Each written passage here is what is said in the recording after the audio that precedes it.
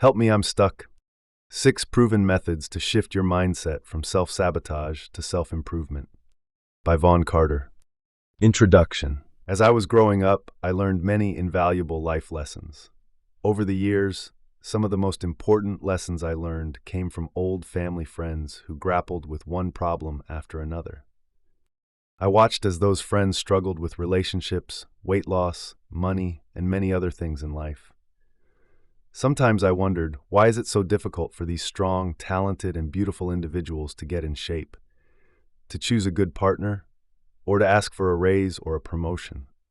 But I don't wonder anymore, because now, having become an adult myself, I get it. Like so many of us, they were stuck. Each one of them was stuck, limited by their self-belief, by the knowledge that no matter how hard they tried, they couldn't change their circumstances. No surprise there. Not when you stop to consider that change is rarely easy. In fact, not only is change extremely difficult, for most of us it is downright daunting. Your heart may long for change, to lose those 20 pounds, or that mediocre significant other you settled for 10 years ago. But what about when it comes to your mind? That is another matter entirely. In fact, not only do our minds not believe that change is possible, our minds, in the form of our thought processes, often sabotage us. Don't believe me? Well, just stop and consider. When was the last time you promised yourself you would lose a few pounds in time for an important life event? When did you last swear your limit was 2 margaritas on a night out, but the tequila tasted so good you ended up drinking 4? When did you last revise a new and improved schedule, one that would allow you to accomplish all your goals this time, plus have free time for yourself this time, until you found that you slipped right back into your old routine within a few days of posting that schedule on your fridge? When did you promise yourself that you would clean out the spare bedroom, which no one has slept in since 2015, so you could create your home gym? This gym would be more than enough incentive to begin working out, and it would help you whittle down your middle. Because then you could fit into that red silk dress you bought on clearance at Macy's. You know, the same dress that's been hanging in your closet for 5 years now, just begging for you to wear it for a night on the town. If you're like most of us, the mere thought of thinking about the answers to these questions has just added a few wrinkles to your face. Because the truth is that many people sabotage their own ideas, goals, and dreams before they even get started. Why do we do that? Well, that's another book entirely. In part, it has to do with conditioning. Oftentimes, this conditioning began during your formative years, when you were just a child who had no say over how your life unfolded, or what people said to you or did to you. But this book is here to help you get unstuck, to help you learn how to shift your mindset from self-sabotage to self-improvement. And it contains 6 proven methods to teach you to do just that. Because guess what? You can change. We can change. I've seen it happen, and the results are nothing short of amazing. We can do it. Isn't just the World War II slogan of Rosie the Riveter. That iconic phrase was designed to boost morale after women entered the workforce while the menfolk were away fighting. But in the 1980s, this Westinghouse Electric marketing slogan began to gain traction as an empowerment tool for an entirely new generation of women. The reason Rosie the Riveter was so popular, both then and now, is twofold. First, that poster contains J. Howard Miller's photo of a no-nonsense woman, sleeves rolled up and biceps bulging. Tell me, please, what woman wouldn't die for biceps like that today? I guarantee you that every woman who has a gym membership would. Second, Rosie has come to represent an I-can-do-it attitude for millions of women. In fact, any woman looking for a symbol of confidence will certainly find it in the determined set of Rosie's chin, or the steely glint in her blue eyes. That wartime poster tells us that no matter the problem, the solution always requires hard work. And yes, change requires effort, sometimes monumental effort. I know this. I've squared off against many difficult changes and come off the victor. It wasn't easy, but it was possible. I did that by creating a roadmap of sorts. Because it helped me, I know it will do the same for you. My roadmap will help you to avoid the potholes that can bust a tire and send you careening over the edge of a cliff while trying to navigate this highway we call life. Or, if you're already teetering on the edge, my roadmap will help you do a course correction so you can reach your destination successfully with both tires and sanity intact. To understand how this is possible, picture this scenario. Imagine two Pacific islands, identical in every way, but miles apart. On each island is a stranded woman, standing alone under the blazing sun, hearing nothing but the lapping waves and her own thoughts. Woman A, let's call her Anne, is frightened. Anne worries about being alone. She worries that she can't drink the seawater because it's salty, nor can she see any food, so how can she possibly survive? Anne also thinks about how painful her sunburn is, how much the sand hurts her feet, and how without food and shelter, she'll soon end up as supper for the seagulls overhead. Unable to bear the thought of her fate, Anne curls into a fetal position under one of the palm trees and cries, imagining how distraught her family will be when they learn of her death. In these scenarios, woman B, let's call her Beth, is also frightened. But unlike Anne, Beth looks around for any signs of life on the little island and thinks, surely I'm not alone. Beth knows she can't drink the seawater, but reasons that the plush island vegetation must mean there's potable water somewhere. She just has to find it. Instead of wondering how she can survive without food or shelter, Beth looks at the fish swimming near the water's edge and starts thinking about how good they'll taste once she figures out how to catch them. Like Anne, Beth is also sunburnt. Too, her feet are blistered, but she can't let a little thing like pain stand in her way. Unwilling to concede defeat or let her circumstances dictate her fate, Beth refuses to sit down for even a second, because doing so could cause her to become drowsy. Beth knows that drowsiness could lull her to her own death, and that is a danger Beth cannot risk. So which woman are you, Anne or Beth? Perhaps the better question is, which woman do you want to be? Anne and Beth are in identical circumstances, but who is more helpless? I think we'd all agree that Anne is because of the power of her thoughts. Anne lets her circumstances control her thoughts. As a result, she is without hope. Lacking all motivation and unable to see the bigger picture, Anne gives up before she ever gets started. Like Anne, Beth has no money or experience in island living. Still, her thoughts overrule her circumstances. Armed with only one weapon, a different perspective, Beth's chance of survival will beat Anne's by 1,000 to 1. Do you feel hopeless? Even if your problem isn't as life-threatening as Anne's, do you see a bit of yourself in her? Are you stuck? Do you have trouble getting motivated? If so, you're not alone. Don't feel bad. It's not your fault. For the past 2 decades, experts who study technology have warned us that if we're not careful, we will fall victim to information overload. This phenomenon can cause our brain to get stuck, not knowing which way to turn next because our mind is trying to focus on too many things. So, if you identify with Anne and feel as though you're trapped by your circumstances, this will lead to negative thoughts and feelings. Of course, thoughts and feelings are different, but they work in tandem to generate our actions. And when we're stuck, the results of our actions can turn out to be more detrimental than we realize. Like Anne, we might curl into a ball and give up, waiting for the waves of life to wash over us, to carry us hither and thither. In fact, we're so paralyzed by our fears that we don't even risk resisting, nor do we attempt to swim in the opposite direction. Being stuck is a vicious cycle, leading us nowhere fast. But take heart, because the 6 proven methods contained in the following chapters can turn your life around. By following the steps in my book, I promise you that positive change will ensue. Then, in no time, your mindset will shift, moving from a mentality of self-sabotage to one of self-improvement.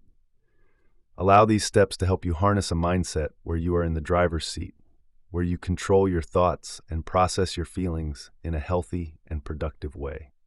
Because only then, when you experience positive change, will the world become your oyster. Chapter 1. A focused mind leaves the stuck behind. Now we begin Chapter 1. I'd like to talk a little more about my many female friends whose own lives motivated me to write this book. But before I do, Let's talk about you. Help Me. I'm Stuck is about changing your current mindset so you can stop feeling inert. In the pages that follow, you'll find powerful strategies to help you cope with life's challenges. You will also learn the answers to many of your own questions. I designed these strategies because I didn't like seeing so many of my friends, strong, intelligent, beautiful women, remain stuck. Before I share those strategies, please join me for a moment of whimsy. Now imagine, what if we could just press a button and presto, we were instantly and permanently unstuck? Or we could simply tell ourselves, get with the program, and voila, we did just that. While you might consider these as no more than whimsical ideas, anyone can change their behavior. Anyone can get unstuck, beginning right now. You just need to know how. The truth is, many women feel stuck. They feel like their lives are mundane, yet they yearn to make enough significant changes. Changes that will move the dial on their lives from mundane to exceptional, or at the very least, to interesting. There's only one problem: they lack the knowledge. That's because no one can keep up with today's fast-paced world, complete with a 24-hour, mostly negative news cycle. Thus, few people find it easy to focus on the positive. So their brains get trapped in a cycle too, one of negative thinking. When that happens, the negative automatically overwhelms the positive, making it hard to pull themselves out of a rut. If you have that problem, then this book is for you. Other people, especially busy women, feel like they're running non-stop, stuck on autopilot. Because of that, nothing changes. They always get the same results, because they don't try anything different. And since they can't figure out how to turn off autopilot, they have little chance of making any changes that would lead to healthier, happier lives. Finally, this book is for anyone who is tired of doing the same thing over and over, day in and day out. They're tired of their work, home, or sleep routine, and yet they can't seem to implement anything new. They've tried repeatedly to no avail. They aren't sure if it's them or the world around them, but they are desperate to enact a new schedule. A schedule that would lead them to jump out of bed each morning, eager to start the day. These women crave change. They want nothing more than to change things up a bit and add some variety to their boring lives. Get unstuck and watch the world become your oyster. Natural pearls, created under the sea by oysters, are very rare. They are also some of humanity's most ancient and most valuable gems. Pearls are produced when an irritant, such as a grain of sand, finds its way into the oyster's shell. Then, over a long time, that irritant slowly turns into a pearl. The saying, "make the world your oyster," refers to this process. It means taking something unpleasant or painful and turning it into something pleasant or positive. My friends found it difficult to make the world their oyster. In that, they are not so different from many other women, including Barbara Corcoran. Yes, the savvy shark from ABC's Shark Tank and multimillionaire entrepreneur was once stuck too. Unlike my friends, though, Corcoran did make the world her oyster. So can you. Corcoran was not just stuck, however. She failed, dismally. Ever since then, Corcoran has spoken candidly about how her failures helped her grow and how they led to the phenomenal success she enjoys today. One of those failures involved a doomed love affair. After her boyfriend cheated on her, Corcoran said, "He predicted that I would never succeed without him." Determined to prove him wrong, Corcoran spent the next 2 decades building her real estate empire. Moreover, she could see beyond defeat, and that became the key to her superstar success. It wasn't easy. At first, Corcoran let her thoughts dominate. "I knew without him I would be nothing," she said. But Corcoran soon refused to adopt her ex-boyfriend's attitude or brand herself a failure. Instead, she licked her wounds, wished her ex and his fiancée well, and moved on, becoming one of the wealthiest women in the U.S. It's a woman's prerogative to change her mind. Have you heard this before? It usually refers to a situation where a woman has changed her mind, wanting one thing instead of another, or realizing that she never wanted that something else after all. Usually, there's a man involved, even if just peripherally, and the woman says those words to the gentleman in question. This familiar saying holds true for our thoughts about ourselves, too. Corcoran's example proves that not only did she change her thoughts about herself, she also took action. Corcoran did this by working very hard for many years, building her real estate empire. She did it again when she had a public speaking engagement. She got stage fright in front of 300 bankers. Corcoran sat down in humiliation, unable to utter a single word. She vowed to never speak in public again. But the very next morning, she confronted her fear of public speaking, determined to overcome it. And she did. Corcoran worked to become the woman she wanted to be, the same woman who now speaks to an audience of millions, both as an inspirational speaker and on the hit TV show Shark Tank. What is the secret to Corcoran's success? In both cases, Corcoran refused to let her fears define her. Why? Because she changed her mindset. She made a conscious decision not to let those negative thoughts hold any power over her. Had she done so, believing that she was, first, unable to succeed in business and second, unable to speak in public, Corcoran's negative thoughts would have become a bad habit, one that was very hard to break. In other words, Corcoran would have doomed herself by holding on to her self-defeating beliefs. In turn, those habits and those negative thoughts would have turned into actions. The problematic result? Our actions always determine our consequences, for good or for bad. Your circumstances are not you. Corcoran's first business failed. Later, her fear of public speaking humiliated her. If she had seen herself as a loser, that would have become Corcoran's reality, and that reality would have caused her to remain a failure. Have you ever fallen on hard times financially, or made a bad decision that resulted in poor consequences? In the first case, did it feel like you had fallen down a dark, deep hole that you couldn't climb out of? In the second, did you think that since you were responsible for your decision, you had to accept the consequences?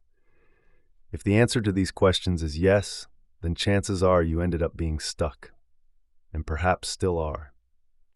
For example, maybe the hard financial times lasted for a long time, or the consequences of the bad decision ricocheted, leading to one negative consequence after another. Why is that? Because our circumstances can trigger our thoughts. In turn, our thoughts cause feelings which lead to actions, and actions equal results. Remember Anne and Beth from the introduction? There's no better example of how circumstances can define us, or not. Anne let her circumstances, being stranded on a desert island, define her future. She was going to die alone, without food or water.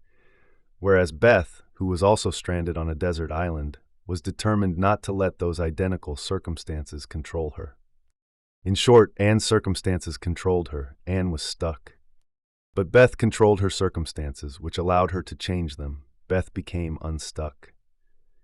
Being stuck is the direct result of letting someone or something else hold power over you. Too many people allow their life or some circumstance in their life to hold power over them, power which only exists because they let it. For example, when was the last time some unforeseen circumstance caused you to be late for work? I'm sure that situation stressed you out. Then that strain made you cranky enough that you snapped at a taxi driver, a coworker, or worse yet, a loved one. In the following fictional scenario, pretend that your spouse made you late for a girls' night out with your friends. Now let's break it down. A. First, circumstances. His demands, such as his needs or wants, caused you to wait an extra 30 minutes for him to come home, delaying the time it took for you to get ready. This left you pacing the floor, watching the clock, and finally made you late for your girls' night out. Second, thoughts. Being late left you stressed and probably stewing about how yet again your hubby was sabotaging, interfering with, or ruining your plans. How he always gets what he wants, while your own wants and needs go unmet. Third, feelings. Those thoughts stirred up feelings of anger and resentment. Fourth, actions. Your anger caused you to first, snap at the driver of the taxi you hailed who had done nothing wrong and who, despite heavy Friday night traffic, drove you to your destination in record time. Second, your anger led you to criticize your spouse, which opened the door for an evening of petty criticisms as you and your girlfriends complained about your significant others. Fifth, results. Afterward, you felt guilty and embarrassed about losing your cool. You also felt small and petty for being so critical of your husband. especially when it wasn't even his fault for making you late, which caused you to drink too much, making you so annoyed with yourself when you got home that you went straight to bed without kissing him goodnight. As you can see in the scenario above, your circumstances triggered your thoughts. Then your thoughts created feelings which led to actions, and those actions produced negative or uncomfortable results. Now, using the premise that our circumstances have no power whatsoever, let's rewrite this script and see if the outcome changes. B. First, circumstances. Your husband's demands, such as his needs or wants, caused you to wait an extra 30 minutes for him, which left you pacing the floor and watching the clock. Finally, that made you late for your girls' night out. Second, thoughts. Being late gave you time to read the next chapter of that hilarious rom-com you've been dying to dive back into, if only you had the time, and that left you laughing and happy to have had those extra minutes to yourself. Third, feelings. Thinking about the crazy but powerful female protagonist inspired you to feel pretty empowered yourself. Fourth, actions. You told your taxi driver to keep the change, which got you a big smile. By the time you arrived late at the restaurant, you apologized and shared some of the book's wittiest passages with your girlfriends. They, in turn, laughed so much they immediately began downloading a copy on their own e-reader. Fifth, results. Afterward, you felt happy and energized, and as you stuck to your plan to get on the treadmill when you got home, you recalled some of the best moments of the evening with your friends. By the time you were getting into bed, you were looking forward to a wonderful weekend packed with quality family time. Let's look at another scenario, but this time we'll make it a little more personal. Think weight gain and body size. Why? Because these two circumstances affect many women and many men, and because being overweight can impact each one of us rather dramatically, either for better or for worse. So consider the following. C. First, circumstances. Over the last 5 years, after giving birth to twins and having no time to exercise, your dress size went from an 8 to a 14. Second, thoughts. When you get dressed each morning, you look in the full-length mirror on your closet door, viewing it as your mortal enemy, and see someone who is fat and therefore ugly. She doesn't deserve to buy a new dress for her 10-year college reunion. Third, feelings. Your mind parrots those thoughts, forcing you to accept the fact that the someone ugly is you. This, in turn, makes you feel like a failure, doomed to be overweight forever. Fourth, actions. Those harmful feelings leave you longing for the one thing that will make you feel better: sugar, in either liquid form like a milkshake, margarita, or Dr. Pepper, or solid form like cake, candy, or cookies. Soon you find yourself craving a banana split, which you buy and devour as soon as you drop the twins off at school. Fifth, results. After another month or two of this vicious cycle, your weight is creeping up to a size 16, which makes you so disgusted and depressed you don't even want your husband to touch you when you're in bed together. In the above scenario, your circumstances triggered your thoughts. Then your thoughts created feelings, which led to actions, producing negative and uncomfortable results. Now, using the premise that our circumstances have no power whatsoever, let's rewrite this script and see if the outcome changes. D. First, circumstances. After giving birth to twins, you have found it hard to lose that extra baby fat. Nor do you have enough time to exercise, so your weight has crept up to a size 14. Second, thoughts. When you get dressed each morning, you look in the full-length mirror on your closet door, where you see a kind and loving mother and an attentive wife who has had difficulty making time for herself. But you also see bright green eyes, thick and glossy auburn hair, a gorgeous complexion, and a beautiful smile. You tell yourself that despite being overweight, you deserve to buy yourself that new dress for your 10-year college reunion. Third, feelings. You are content with who you are, so even though you're overweight, you feel pretty. Besides, once you shed those 50 extra pounds, you know that you'll look even better. Fourth, actions. Those positive and beneficial feelings propel you into school with your twins, who are both in kindergarten, where you volunteer as a homeroom mother once a week. You leave class an hour before the twins do, and power walk around the neighborhood until class lets out for the day. Fifth, results. You're in a good mood, you love your life, and you know that in time you will reach your goal of losing the extra weight. That night in bed, you and your husband laugh and snuggle, and when the lights go out, you think about tomorrow and the new gym membership you bought earlier today. You can't wait to begin working out. What did you notice in the above scenarios? Look closely and you will see that in both cases, scenarios A and C, whether it was having a girls' night out or being overweight, your circumstances controlled the outcome. Why? Because you gave your circumstances power over your thoughts. But why did you do that? Because you mistakenly believed that your circumstances, such as being late or being fat, meant something. In the first case, you believed they meant you were being taken for granted, or that your needs weren't important. In the second case, you believed that being overweight meant you were ugly and perhaps lazy or undeserving. Giving power to your circumstances will always affect your thoughts, your mood, your actions, and the outcome. But in truth, circumstances don't mean anything. They just are. Try telling yourself that for 1 month and see what happens. Now I have another exercise for you. For 1 week, at the end of each day, record your thoughts and feelings. A journal is a perfect place to do this, and they have so many different and inspirational designs these days. You can buy them online or in most stores. If you don't want to wait to buy one, grab an empty notebook, or use your phone and make electronic notes. Start by writing down one circumstance in your life that annoys or discourages you. Then, the second you start thinking about how much it upsets you, stop. Then repeat the following. This circumstance doesn't mean anything unless I let it, and today I refuse to let it. It means nothing. It holds no power over my feelings, my actions, or my life. Because the truth is that negative emotions, those that come from unhealthy thoughts which occur when we give our circumstances power over us, can be changed. We can control our emotions, but first we need to acknowledge them and then process them. Sadly, we live in a world where too few people take time to think about how they feel, to reflect on the emotions churning within themselves, or why they feel the way they do. But ignoring our emotions is not healthy either. Doing so can cause people to engage in negative behaviors that are detrimental to themselves or their loved ones. Behaviors such as drinking, eating, working too much, gambling, or other bad habits. Conversely, acknowledging that you feel a negative emotion, for instance, anger, is good for you.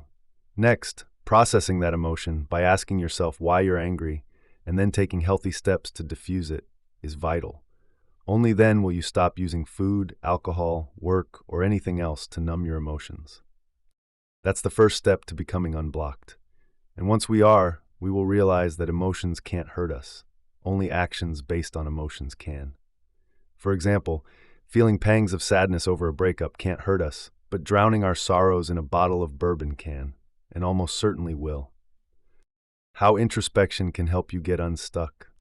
In the last few decades, women have tried to have it all, but having it all is only an illusion. Allison Bird knows this. Bird is a top sales trainer. Her clients love her, as well they should. In 2018, Bird generated over $13 million in sales revenue for them. It can be stressful to identify what to say yes to today and no to tomorrow.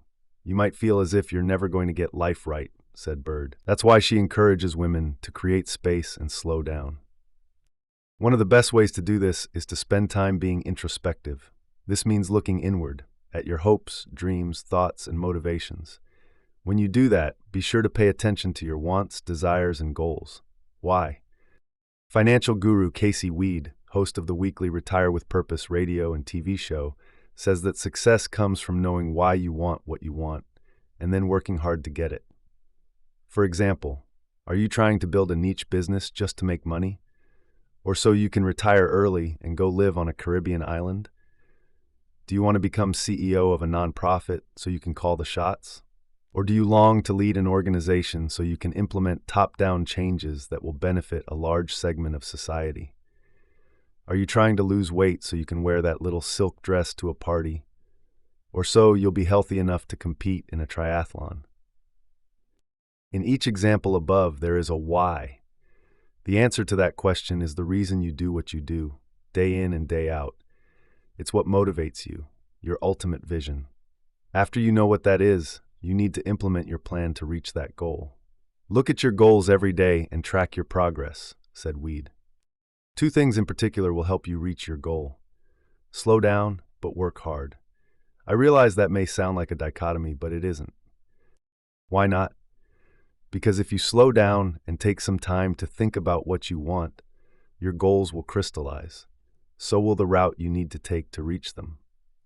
This also involves introspection, so choose a quiet, peaceful spot where you can think without interruption. Try to spend an hour there once a week as you ponder the following. What do I want? Why am I pursuing this goal? How important is this goal to me? How much do I want it? How will I implement it? What am I willing to sacrifice to achieve it? Will it require me to give up family time, personal hobbies, or money? Do I mind making that sacrifice?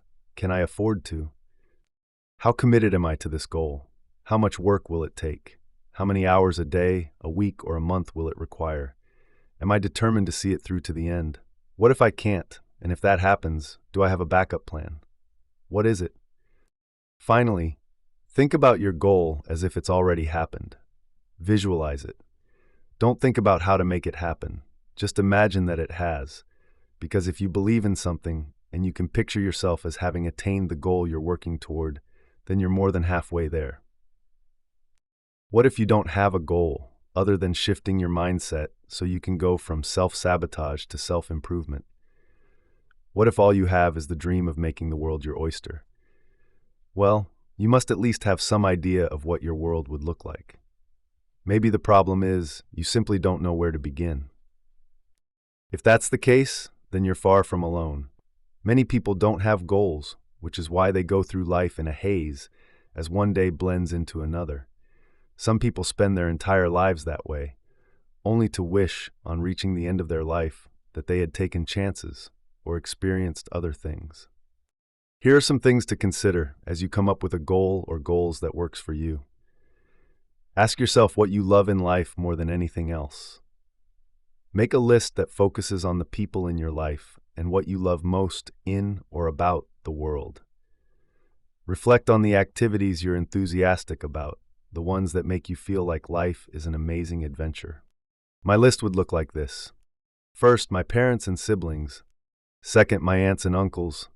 Third, my closest friends. Fourth, my mentors. Fifth, the ocean. Sixth, butterflies. Seventh, space travel. Libraries. Social causes. 10th, chocolate chip ice cream. Okay, so chocolate chip ice cream isn't exactly the stuff dreams or life-changing goals are made of. Really? It isn't? Try telling that to Ben and Jerry, whose ice cream venture changed their lives and the lives of many other people. Now, after you make your list, ask yourself what your greatest accomplishments are. List the things you've done and the ways you've succeeded. For this, you define success on your own terms. Don't be afraid to list anything at all, even if it sounds wild and crazy. And don't pay any attention if a little voice tries to quell you, saying, "Everyone will laugh at me." Ignore that voice, because it's either jealousy or insecurity, and it has no place in your future plans. My second list would include things like this. First, won the Scripps Howard National Spelling Bee. Second, developed a killer peanut butter cookie recipe. Third, swam the English Channel. Fourth, was valedictorian of my college class. Fifth, produced a community newsletter that's still in circulation. Sixth, built up the courage to start learning how to play the violin. Seventh, saved enough money to pay cash for a brand new Volvo sedan. Eighth, sold more candy bars in my fundraiser than anyone else in my class. Ninth, wrote a graphic novel at age 10. 10th, published a book of poetry. Now, armed with both lists, ask yourself, what would I do if I had $5 million? This is because $1 million doesn't have the buying power it once did. List every single thing you would love to do if money was no object. Most likely, like many of us, you would want to help your family, invest in a home or a vehicle, and travel. But then what would you do with your time? With your money? Your answers to these questions will give you a clue about your goal, or speak to the loves in your life, which will then help you come up with the perfect goal for you. I'm just not motivated. Many books talk about motivation and how to become motivated enough to reach your dreams. But what is motivation? Merriam-Webster defines motivation as the act or process of motivating. To motivate means to provide someone with a reason to do something. For example, I was motivated to write this book to help other women like my friends. The reason you're probably listening to it right now is that you recognize the need for help, and you're motivated to get unstuck. But the truth is, motivation, the reason for doing what you do, isn't the key ingredient to becoming unstuck. Commitment is, and if you find yourself fully committed, determined to reach your goal, then motivation will follow. And there is nothing better than positive thinking to help increase motivation. Perhaps you've heard the old saying, focus on the journey, not the destination. That's not always easy, but positive thinking can help make your journey more enjoyable, which will ensure you reach your destination. That's why the next chapter tackles the power of positive thinking. To find out what it is, how to harness it, how it can help you achieve success, and how successful people use it to their advantage, let's continue. Chapter 2, The Power of Positive Thinking. Now we begin Chapter 2. This wouldn't be a self-help book if I didn't devote at least one chapter to this topic. Why do people looking for help or advice need information about positive thinking? Well, have you ever stopped to consider your own thoughts? On any given day, how many of your thoughts are negative, compared, for example, to those that are positive? If you're a regular news consumer, someone who reads, watches, or listens to the news every day, then chances are your thoughts are more negative than positive. Why? Because if it bleeds, it leads. That old journalism cliche is truer than most people know. Look at the top of your newsfeed, or the top of the fold, which is reporters' lingo for the top front page of a newspaper, if you still read one. You'll see that bad news does indeed lead the list of news stories. And not just bad news. The worse the news, the better, at least from a publishing perspective.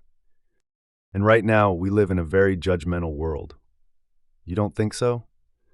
One look at social media will change your mind.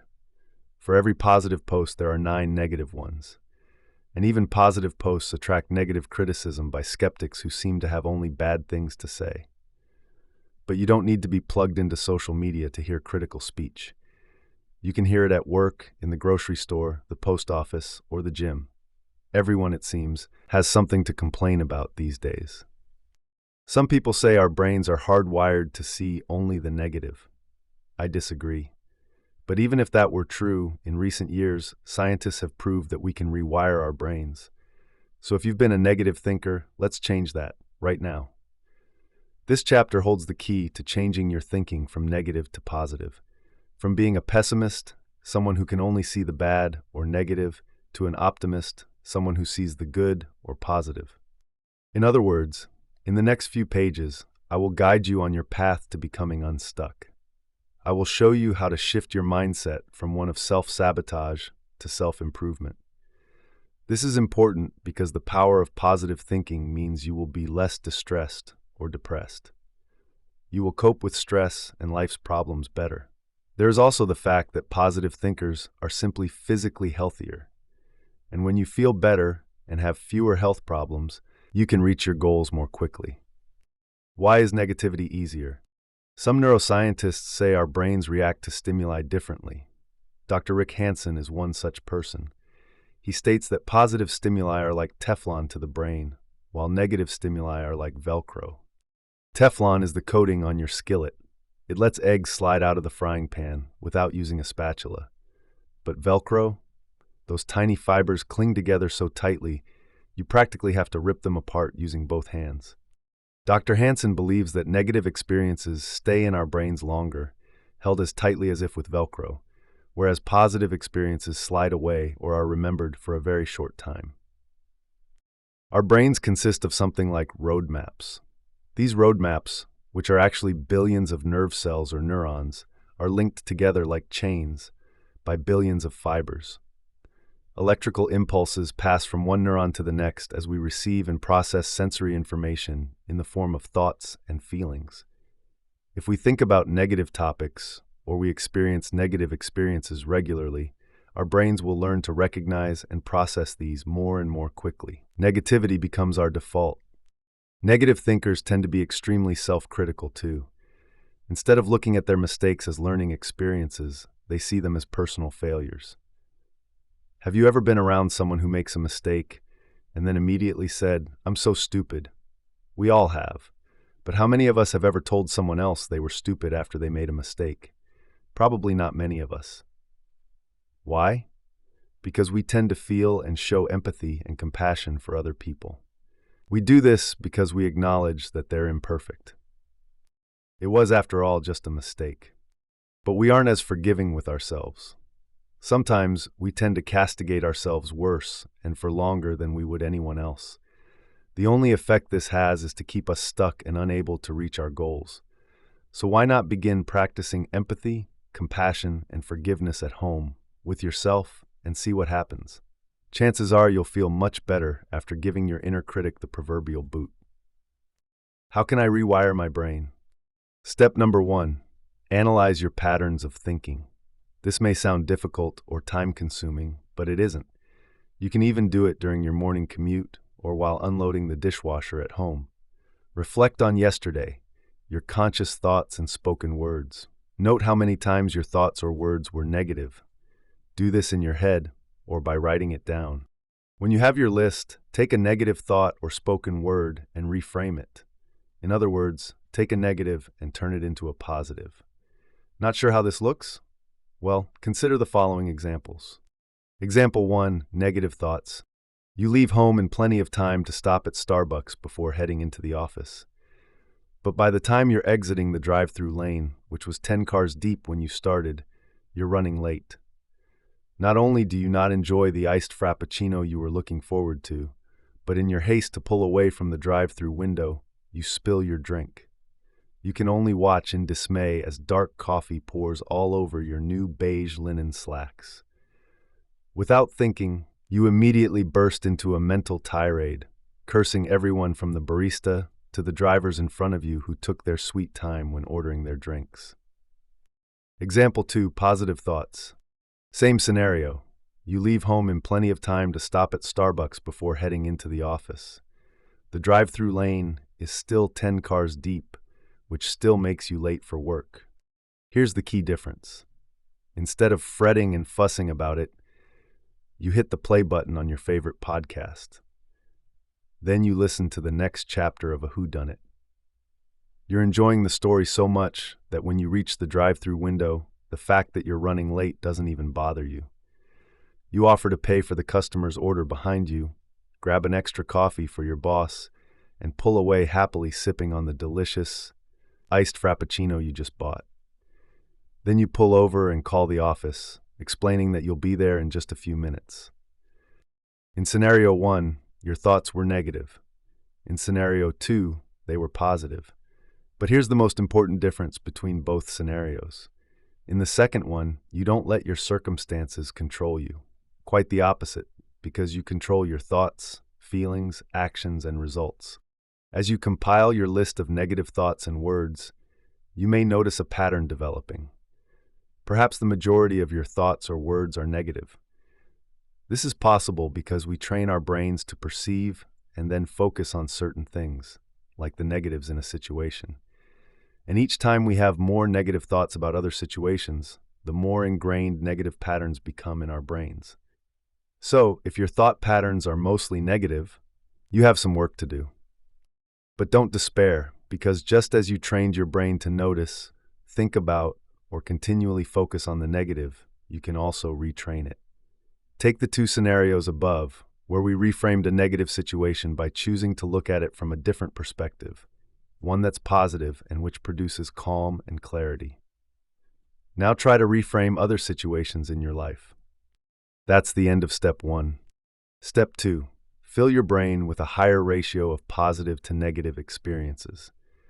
Simply put, spend more time thinking about and reflecting on positive thoughts, or engaging in positive activities. While this is easier said than done, there are some tricks to help you. The good thing is, these tricks will also help rewire your brain.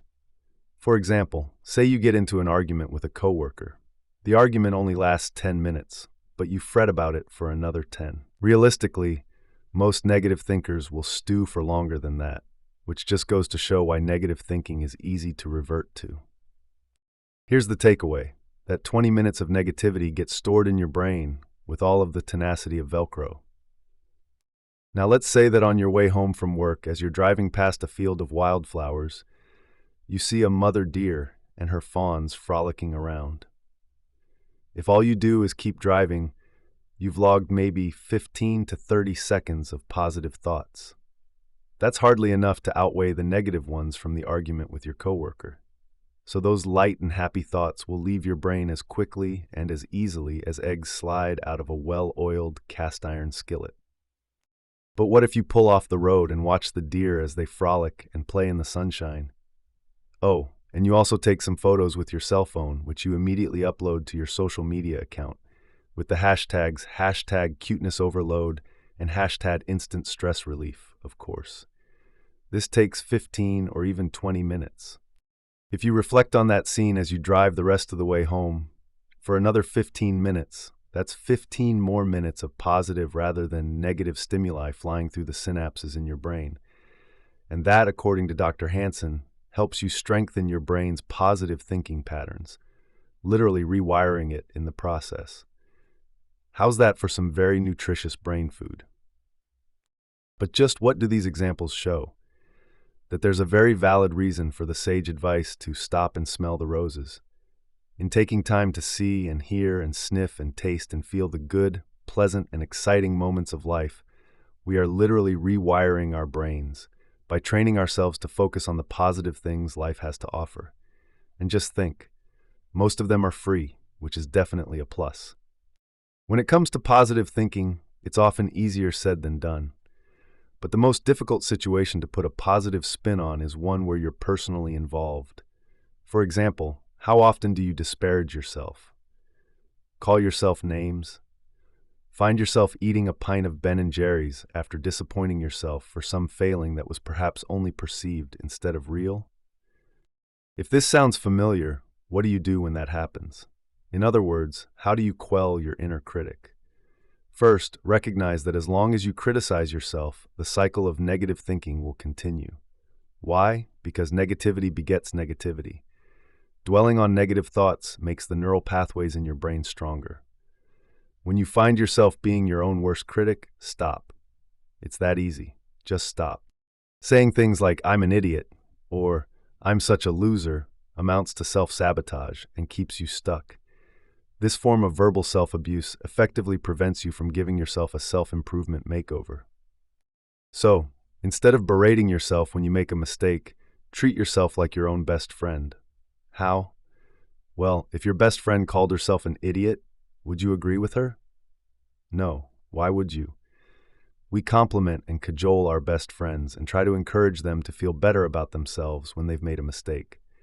Why not do the same for yourself? When you make a mistake or experience failure or a setback, instead of letting your inner critic have free rein, reframe the negative narrative. Acknowledge that you made a mistake, but tell yourself you'll do better next time. Then think about some of your best qualities. Say them out loud like this: I'm kind to other people. I'm generous to a fault. I'm a good person who takes time to help others. This is called self-compassion. It's what Dr. Kristen Neff, a researcher in this field, says is crucial when trying to practice positive thinking. Dr. Neff says that practicing self-compassion can be accomplished with just 3 simple steps. First, acknowledge and notice your suffering. Second, be kind and caring in response to suffering. Third, remember that imperfection is part of the human experience and something we all share. Part of being human means making mistakes and messing up. We all do it, sometimes many times a day. That's why the human condition needs hope.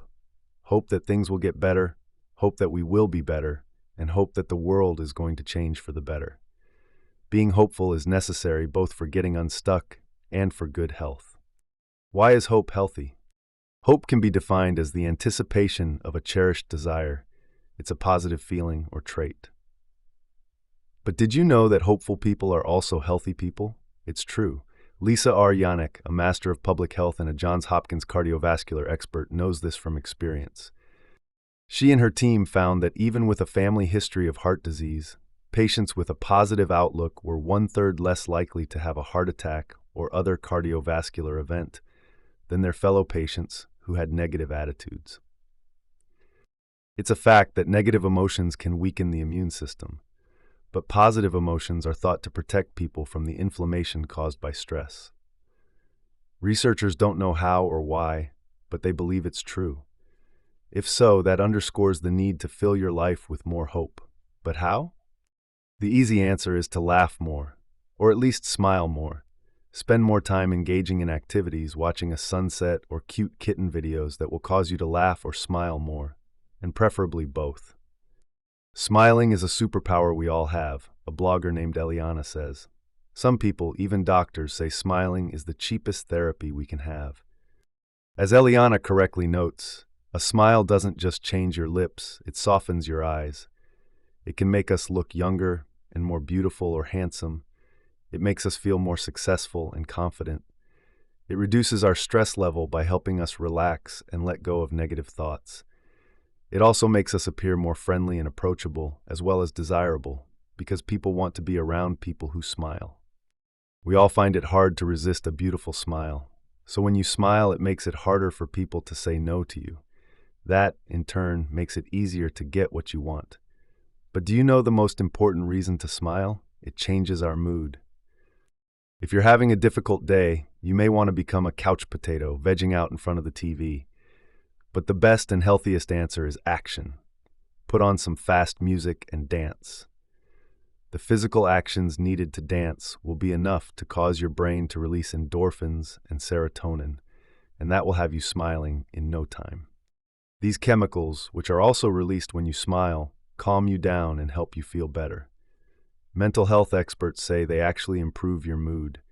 And if your day is going so badly that smiling seems impossible, there's one movement that is guaranteed to work. Place a pencil between your teeth for at least 2 minutes. Why? Because this forces the muscles around your mouth to smile, which tricks our brains into thinking that we are smiling. The beauty of holding a pencil between your teeth is that it will make you feel better. This little trick can get you unstuck and imbues you with hope. In other words, you will find yourself closer to your objectives, perhaps even one of those very important goals you're working so hard to achieve. Best of all, smiling automatically makes other people feel like smiling too. That's because a smile is contagious, think not? Then try this exercise. Walk down the street while smiling and watch how many people smile back at you. Your smile will draw people to you, which will lead to more and deeper friendships. Why? Because people like being around someone who smiles. The importance of resilience. But sometimes, silencing our inner critic, reframing our negative thoughts, being hopeful and smiling isn't enough. That's where resilience comes in. Defined as the ability to successfully handle the challenges and problems of life, resilience means getting back up each and every time you fall down. The beauty of resilience is this: each time you get up, you're stronger than before. Many people believe that resilience is only necessary when dealing with life's big problems.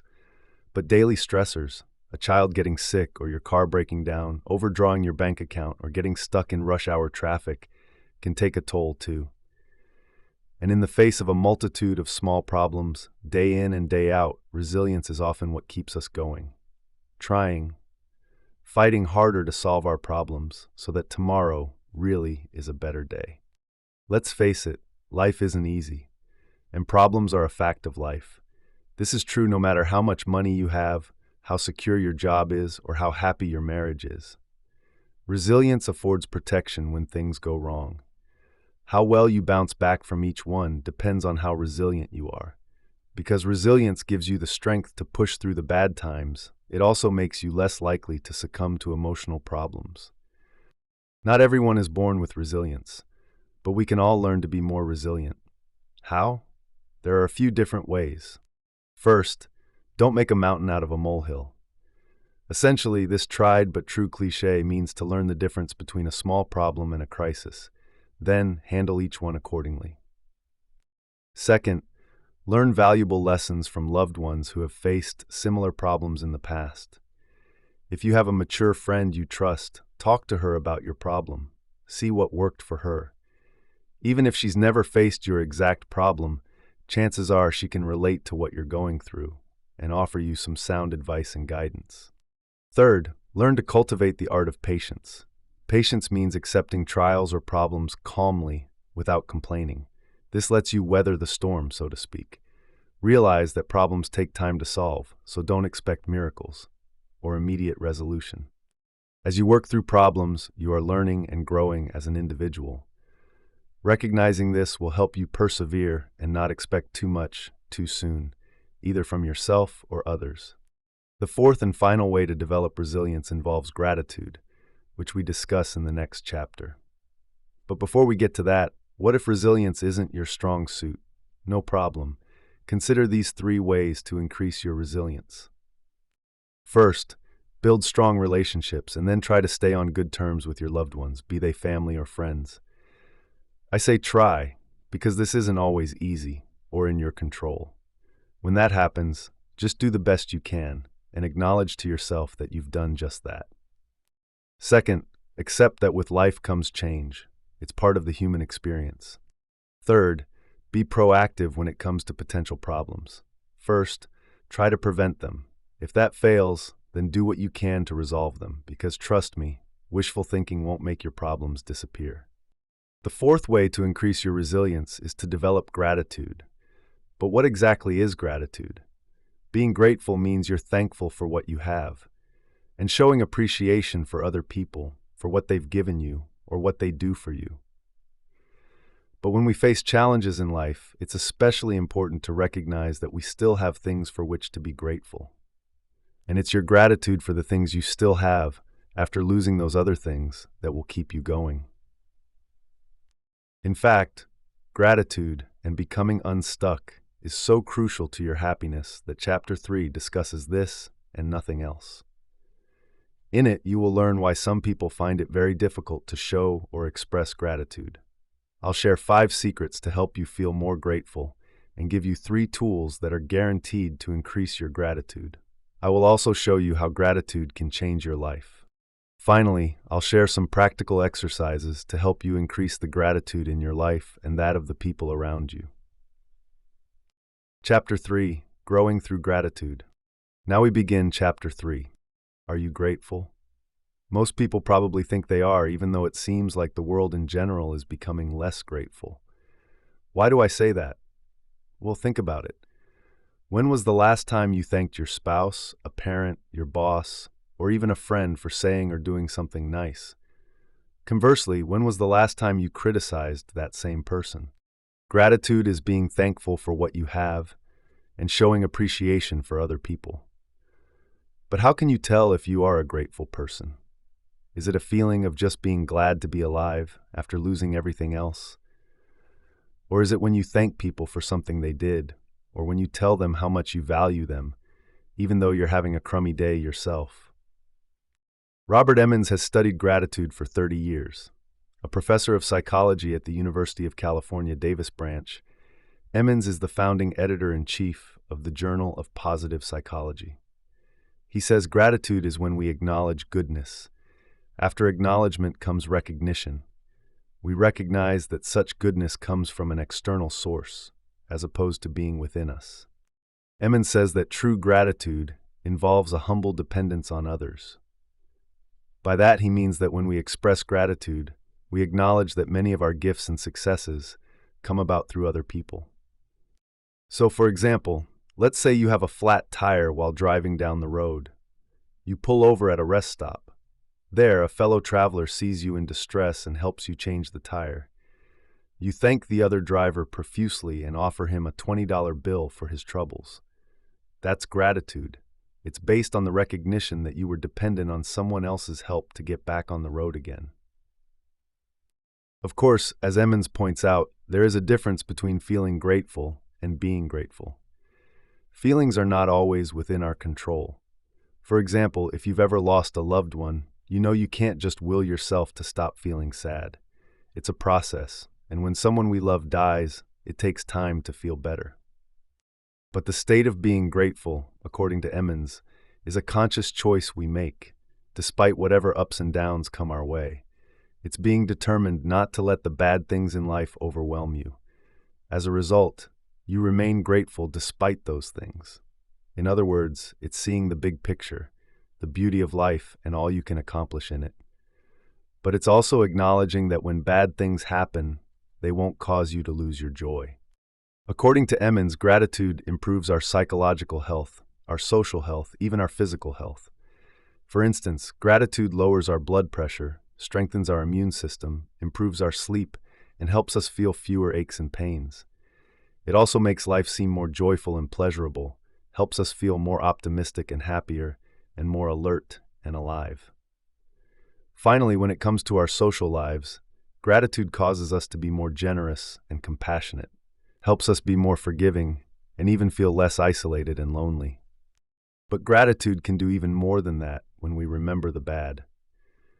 Emmons points out that when we've survived tough times, it's good to reflect on them. This may sound counterintuitive, but according to him, remembering how difficult life used to be and how far we have come sets up an explicit contrast that is fertile ground for gratefulness. How does this happen? Well, Emmons believes that the human brain makes mental comparisons between the way things are and how things might have been different. So when we compare the present with unhappy times from the past, we will feel happier, or at least less unhappy. You may wonder if this is even possible, but think about your ups and downs.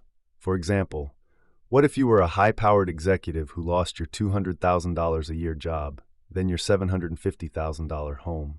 And what if losing your job and your home means you are now living in a single-bedroom apartment? The first emotion you are likely to feel is self-pity. But after thinking about it and contrasting your two lifestyles, chances are you will begin to feel gratitude. Why? Because while it may at first be difficult to learn how to live on and make do with less, you'd have fewer square feet and possessions to care for. Plus, instead of a stressful corporate job, you now work for a laid-back nonprofit where you can see the difference you're making in the world. Wouldn't you feel grateful for that? On the other hand, gratitude can be very difficult for some people to show. Why? Well, less grateful people tend to neglect the positive areas of their life and complain about their misfortunes. In particular, feelings such as envy and materialism can cause people to feel ungrateful. So if, for example, you're envious of your neighbor who has a nice new SUV while you're financially strapped and forced to drive an old clunker, you're feeding your brain with negative thoughts. And negative thoughts about what we do not have run contrary to gratitude. But what if you are the glass half empty type of person? Don't despair. In recent years, brain scans have shown that we can rewire our brains. This means that we can actually train ourselves to be grateful. How? 5 secrets to feeling more grateful. The first secret is to feel and then remember to express gratitude. In other words, practice being grateful. When you're experiencing something pleasant, savor those feelings. Focus on the experience itself, the way it makes you feel, why it's enjoyable, and how you can recapture it later. Doing this will strengthen the positive thinking patterns in your brain. This leads us to the second secret to feeling more grateful. If you refuse to let yourself be distracted, for example, by turning off your device, being present and actually listening only to the person speaking to you, or not trying to multitask, your brain will store those positive stimuli in your long-term memory. Then you can replay those stimuli in the form of memories over and over again in the days, months, and even years to come. The third secret is to make a mental note about the things you have that other people might not. This isn't an emotional game of one-upmanship where you and your friends stand around making comparisons and asking, who has the bigger car, house, or swimming pool? Rather, this is looking beyond yourself and giving of yourself to society. In short, this is where you volunteer for charity work. Yes, really. Find a cause that excites you and where you want to make a difference: illiteracy, homelessness, domestic violence, and then give back to those people who truly are less fortunate. As you do this, remind yourself of all you do have and watch your gratitude rise exponentially. All too often, we're so busy thinking about what happens next that we fail to notice what's happening now. In other words, we worry about tomorrow instead of enjoying today. Or we long for yesterday instead of living for today. For example, you might be remembering that time in the mountains when you and your loved one went camping, and how sweet it was to be alone under the starlit skies, to be away from all the hustle and bustle of the city or even the town where you now live. But doing that will only cause you to miss the great perks city life has to offer. For example, when was the last time you walked down the street on your way to work and noticed the fragrant aroma of coffee wafting out of the door of your local cafe? Or stopped to watch squirrels play in that lovely park you pass each day on your way home? Or simply sat on a bench and people watched? This is the fourth secret, and it's called being present or living in the now. Not looking back at what you lost yesterday or what you might gain tomorrow. It's being conscious and present for the best and most important things we all have, whether we live in the city, the country, or a desert. It's choosing to be fully aware of and engaged with the people we love. Looking at them instead of our devices, talking to them instead of someone on your cell phone, and listening to them instead of whatever is coming out of your earbuds. Because chances are, you'll always have your device or phone or earbuds. But how long will you have your child, your spouse, or your parents? Being present while spending time with your loved ones will increase your gratitude. It will also help you to reflect on the privilege of having them in your life. The fifth and final secret is to replace complaints with gratitude. And no, it isn't always easy, but once you begin, you will find this habit becoming much easier. To show you what I mean, I'll use myself as an example. Years ago, when I was struggling financially, eating out was a luxury. So if my food wasn't exactly the way I ordered it, I complained and sent it back to the kitchen. I did this because I had almost no money left after payday. This meant that eating out was a rare splurge, which is why I expected to get my money's worth. The only problem was, complaining inevitably made me feel worse, because, on some level, I knew that it made more work for my server and the kitchen staff. Besides, it wasn't that there was anything wrong with my food. It's just that it wasn't cooked to my liking. For instance, my steak was medium rare instead of medium. And I continued doing this, complaining about my food, until the day a close friend told me how hard she had worked putting herself through college while waiting tables, and how little she had earned despite working that hard. From that day forward, I thought more about my servers than I did about myself. Were they, like my friend, hardworking college students?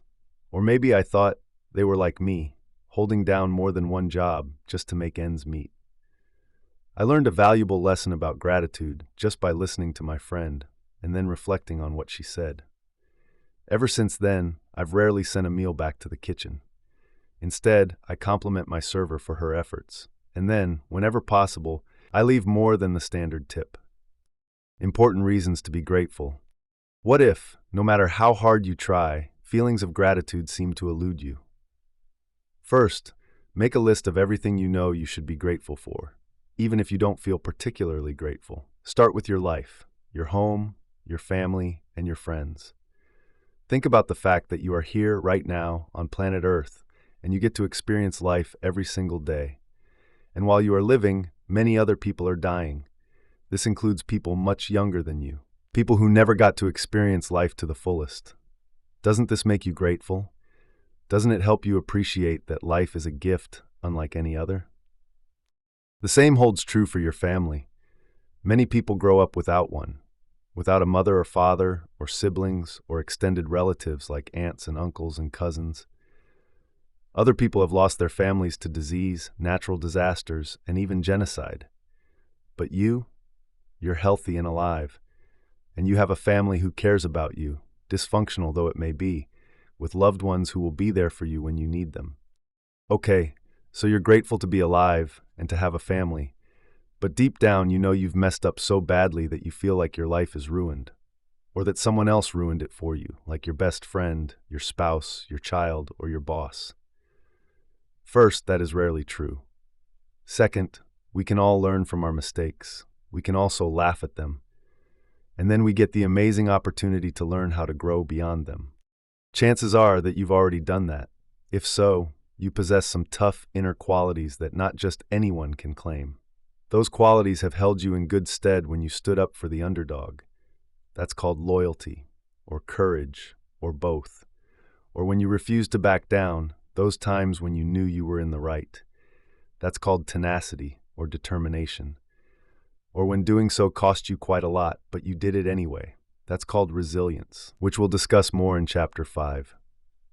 And then there are your talents. You can sing like Lady Gaga or dance like Mikhail Baryshnikov. Perhaps you're as funny as Melissa McCarthy, or as organized as Stephen Covey. Or maybe your claim to fame, so to speak, is much more mundane. For instance, maybe you bake the best brownies in the neighborhood, cook a delicious chicken cacciatore, or make a mean martini. Whatever your talent, own it, then celebrate it, and enjoy doing it, all of it. Because these are the things for which you can be grateful. 3 easy gratitude exercises. The world is full of gratitude exercises. Just search the phrase online and you'll come up with millions of hits. But I'll share just 3 important and easy ways to increase your gratitude. First, journaling is at the top of my list. It's easy, and it doesn't take much effort or time. Plus, you can remind yourself why you're grateful by simply flipping through the pages in your journal. The best part about journaling, in my opinion, is that it provides a healthy outlet for your feelings. You can write about whatever you want, and no one else ever has to see it. In other words, it's for your eyes only. Personally, I jot down 5 things I'm grateful for every day. Being alive always makes my list. So does having a wonderful family. But sometimes it's as simple as being grateful for not being stuck in rush hour traffic for 2 hours today, or that delicious tiramisu at lunch. Think it's trite to show gratitude for these so-called little things? Think again. Very often it's the little things in life that make it worth living. Plus, as Emmons discovered, keeping a gratitude journal can provide mental health benefits in as little as 3 weeks. Now I ask you, where can you find therapy as effective and as free for the taking as that? Second, the gratitude jar is another exercise I like. It's almost as easy as journaling. Plus, it lets you be crafty at the same time. It's a simple exercise, but its effects are powerful. All you need is a jar or a box, some ribbon, glitter, stickers, paper, and a pen. After you've decorated your jar or box, write down what you're grateful for. Anything and everything. The more notes, the better. Then, when you're feeling blue, reach into the jar and pull out one of the notes. As you read it, picture yourself in that moment. Take your time and savor the memories. Remember how it felt. And as those feelings of gratitude take over, you'll likely forget whatever it was that sent you in search of your gratitude jar. Third, finally, there's nothing like an old-fashioned walk to restore your sense of purpose, refuel those positive vibes, and renew your grateful spirit. If possible, choose a place that remains free of blacktop, concrete, steel, or even other people. This will allow you to clear the clutter from your mind and focus on nature and all the splendor of creation. But if you don't have that luxury and only have a city street on which to walk, there's still plenty to see and hear. And all of it will make you feel grateful to be alive. In addition, walking is very therapeutic. Plus, it's a low-stress way to exercise. This means more endorphins, the chemicals in the brain that occur naturally, will be released. And that will automatically make you feel calmer and happier. Even if, after everything I just said, you still don't feel grateful, then let me leave you with one final reason to continue working to try and cultivate feelings of gratitude and to change your mindset by savoring all the positives life has to offer. Because the more time you spend feeling grateful for what you have, the easier it will become. And those feelings of gratitude will make you much happier and increase your appreciation for life. In addition, some experts believe that a regular practice of gratitude can change the way our brain neurons fire into more positive automatic patterns. In short, developing a grateful spirit will rewire your brain. And that will not only make you happier, but it will also help you get unstuck and well down the path to self-improvement. Speaking of gratitude, I'd be very grateful if you would pause this audiobook for 5 minutes. That's just long enough to pay it forward by helping someone else. Someone who is probably stuck just like you and unsure how to get unstuck. You've never met this person, but right now he or she needs this book as much as you do. If you will take a few minutes and write a review, this will help that person or persons find their way to my book. To do this, please use the link where you purchased this audiobook and simply leave a review right there. Thank you so much for your help and for paying it forward by doing something good for someone else without expecting anything in return. As soon as you've written your review, please return to this audiobook so you can get back to the next chapter. If you are enjoying this chapter on gratitude, consider supporting the author by trying a free Audible trial for 30 days or purchasing the book via the Amazon link in the description. As an Amazon associate, we earn from qualifying purchases. Chapter 4, Foods and Fitness for Positive Thinking. Now we begin Chapter 4. When it comes to our behavior and being stuck, feeling grateful isn't the only challenge. Two other things in life are often quite difficult to change: food and fitness. And yet when we do, they have the potential to affect us in so many positive ways that we will soon be unstuck and on our way to a happier, healthier, more productive and successful life. Not to mention a svelte new bod. Let's look at food first. Food affects people in a variety of positive and negative ways. If you're eating enough healthy food, compared to say Oreos or salt and vinegar potato chips, those nutrients can encourage positive thinking. They can also help you reach your goal of having a healthy body weight, and that will give your mental powers a cheerful boost, which will lead you to eat more healthy food. To explore how positive thinking leads to a healthy body weight, we need to look no further than a study published in the journal Self and Identity. To see what causes someone to eat well or not, the study's authors, Amanda Brower and Katie Mosak, asked 124 women volunteers to take part in a study.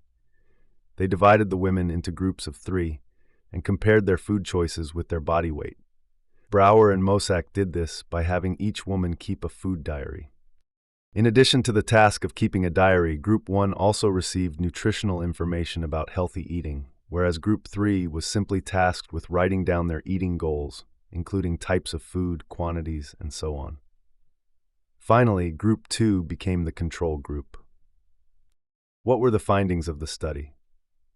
First, if you identify as being a certain type of person, for instance an athlete or eater like paleo or vegetarian, you're more likely to act accordingly. For example, the women who wanted to eat more salads were encouraged to think of themselves as green eaters. As a result, they actually ended up eating more salad.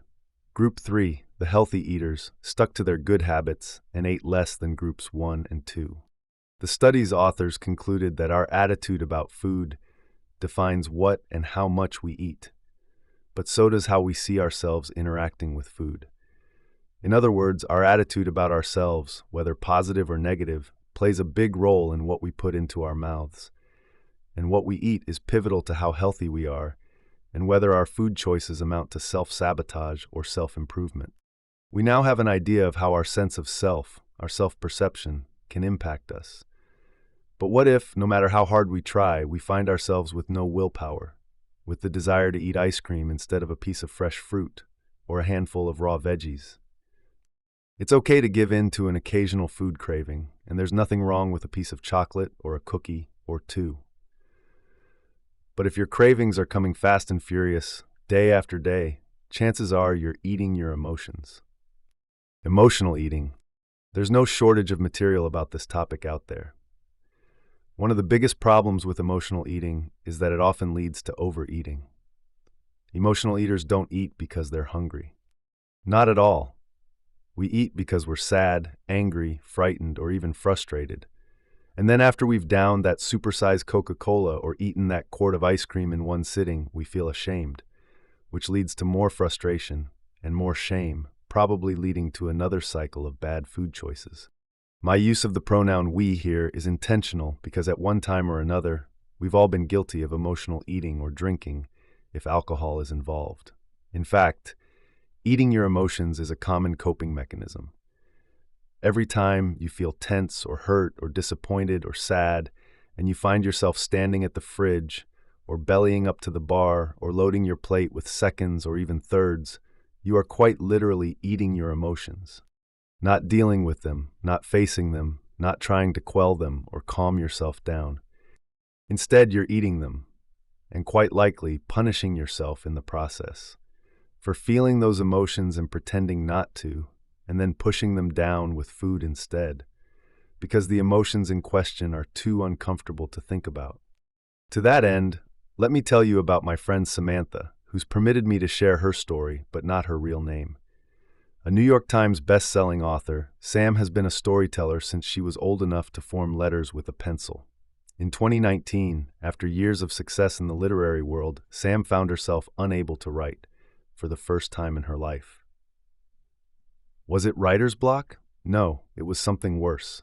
Sam injured her wrist and required surgery. The pain was so intense that all Sam could do was keep her hand on ice, and all she could think of was the scheduled surgery and how it would let her get back to writing. But unfortunately, the surgery didn't fix Sam's hand. As it turned out, Sam needed more surgery before she could return to writing, which she did eventually. But for more than 1 year, Sam was unable to do something that, for her, was as natural as breathing. How did this affect her? Very badly. Sam is one of those energetic, unstoppable women who lets nothing get her down. So for the first time in her life, she did something she rarely did. She ate chocolate, ice cream, muffins, candy, and donuts. Now before this, Sam had never been someone who sat down with a snack. No, for all her life she had eaten 3 meals a day. But in no time, Sam had put on 25 pounds. All her clothes were tight, and she could no longer fit into anything in her wardrobe. Here's what's interesting, though. Sam was fully aware of her actions. She was completely conscious and knew exactly what she was doing, but she couldn't stop herself. Or rather, she didn't want to. Why? Well, before I answer that, or rather, let Sam answer, let me say this. Emotional eating often occurs when we aren't aware of how we feel, when we don't stop and think about whether we're even hungry, and why, if we aren't hungry, we're craving food. Not just any food, but comfort food, especially sugar. But, as happened with Sam, that isn't always the case. Sometimes we innately recognize that we are eating to fill a need. We just aren't sure what that need is. So turning to food is the easiest way to find solace. Why? Because as children, our mothers comforted us with it. If not homemade bread or fresh-baked cookies after school, then cakes for special occasions or pizza on the weekends. Plus, food can comfort us just because. Anything luxurious or delicious or beautiful will work. But food is easier because it's something we all hopefully have at home, in our kitchen cupboards. And when we aren't aware of why we're upset, we often crave pleasure. Eating delicious food that reminds us of happy times gives us comfort. Sam grew up in a home with a mother who cooked from scratch.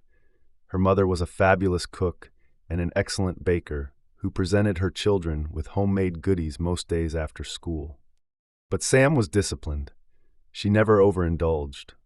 Sam allowed herself perhaps 3 cookies, and then she turned her attention to homework and household chores. She was eager to get her work done so she could sprawl out on her bed and read, or write stories like those in the books she read. Those 2 loves gave Sam an immense amount of intrinsic satisfaction. They boosted her self-esteem and fulfilled her creative desire. They made her feel complete. Until she was forced to stop writing, and that in turn killed Sam's desire to read. 4 months after the surgery, I was still having enough pain that writing wasn't fun, Sam told me. I could write by then, yes, but if I wrote very much, I paid for it with more pain the next day. So one day when I went for groceries, I bought a half-gallon of chocolate ice cream. I thought it would cheer me up. Then I went home and ate 1/3 of the container, said Sam. I did the same thing the next day and the day after that. Eating that ice cream was very intentional. I knew exactly what and why I was doing it. But when the container was empty, I told myself that was the last time I was going to give in to self-pity because of my hand or my inability to write, and it was the last time. Yes, Every time Sam unwrapped another candy bar or ate another donut, she knew why she was doing it: self-pity. She felt sorry for herself. And she didn't want to stop until she saw some light at the end of the tunnel. For Sam, that light was a reduction in pain that told her she would write again. It told her that she would soon be pain-free, and then she could write as much as she wanted, as much as she ever had. That's when Sam got off the emotional roller coaster she recognized she'd been riding. Fortunately, she harnessed her self-control and went back to her healthy eating routine. For Sam, her emotional eating wasn't as self-destructive as it often is for many people. But what if you don't have Sam's willpower? What if you don't know why you're craving a hot fudge sundae or a bucket of buttery movie popcorn? What if, because of your cravings, you have put on a lot of weight? Begin with a plan. Start by admitting that to get unstuck, you must change your mindset. Then write down what you eat, everything. Don't omit anything, because this is for you and you alone. Write down how you feel just before you eat, and jot down the time of day too.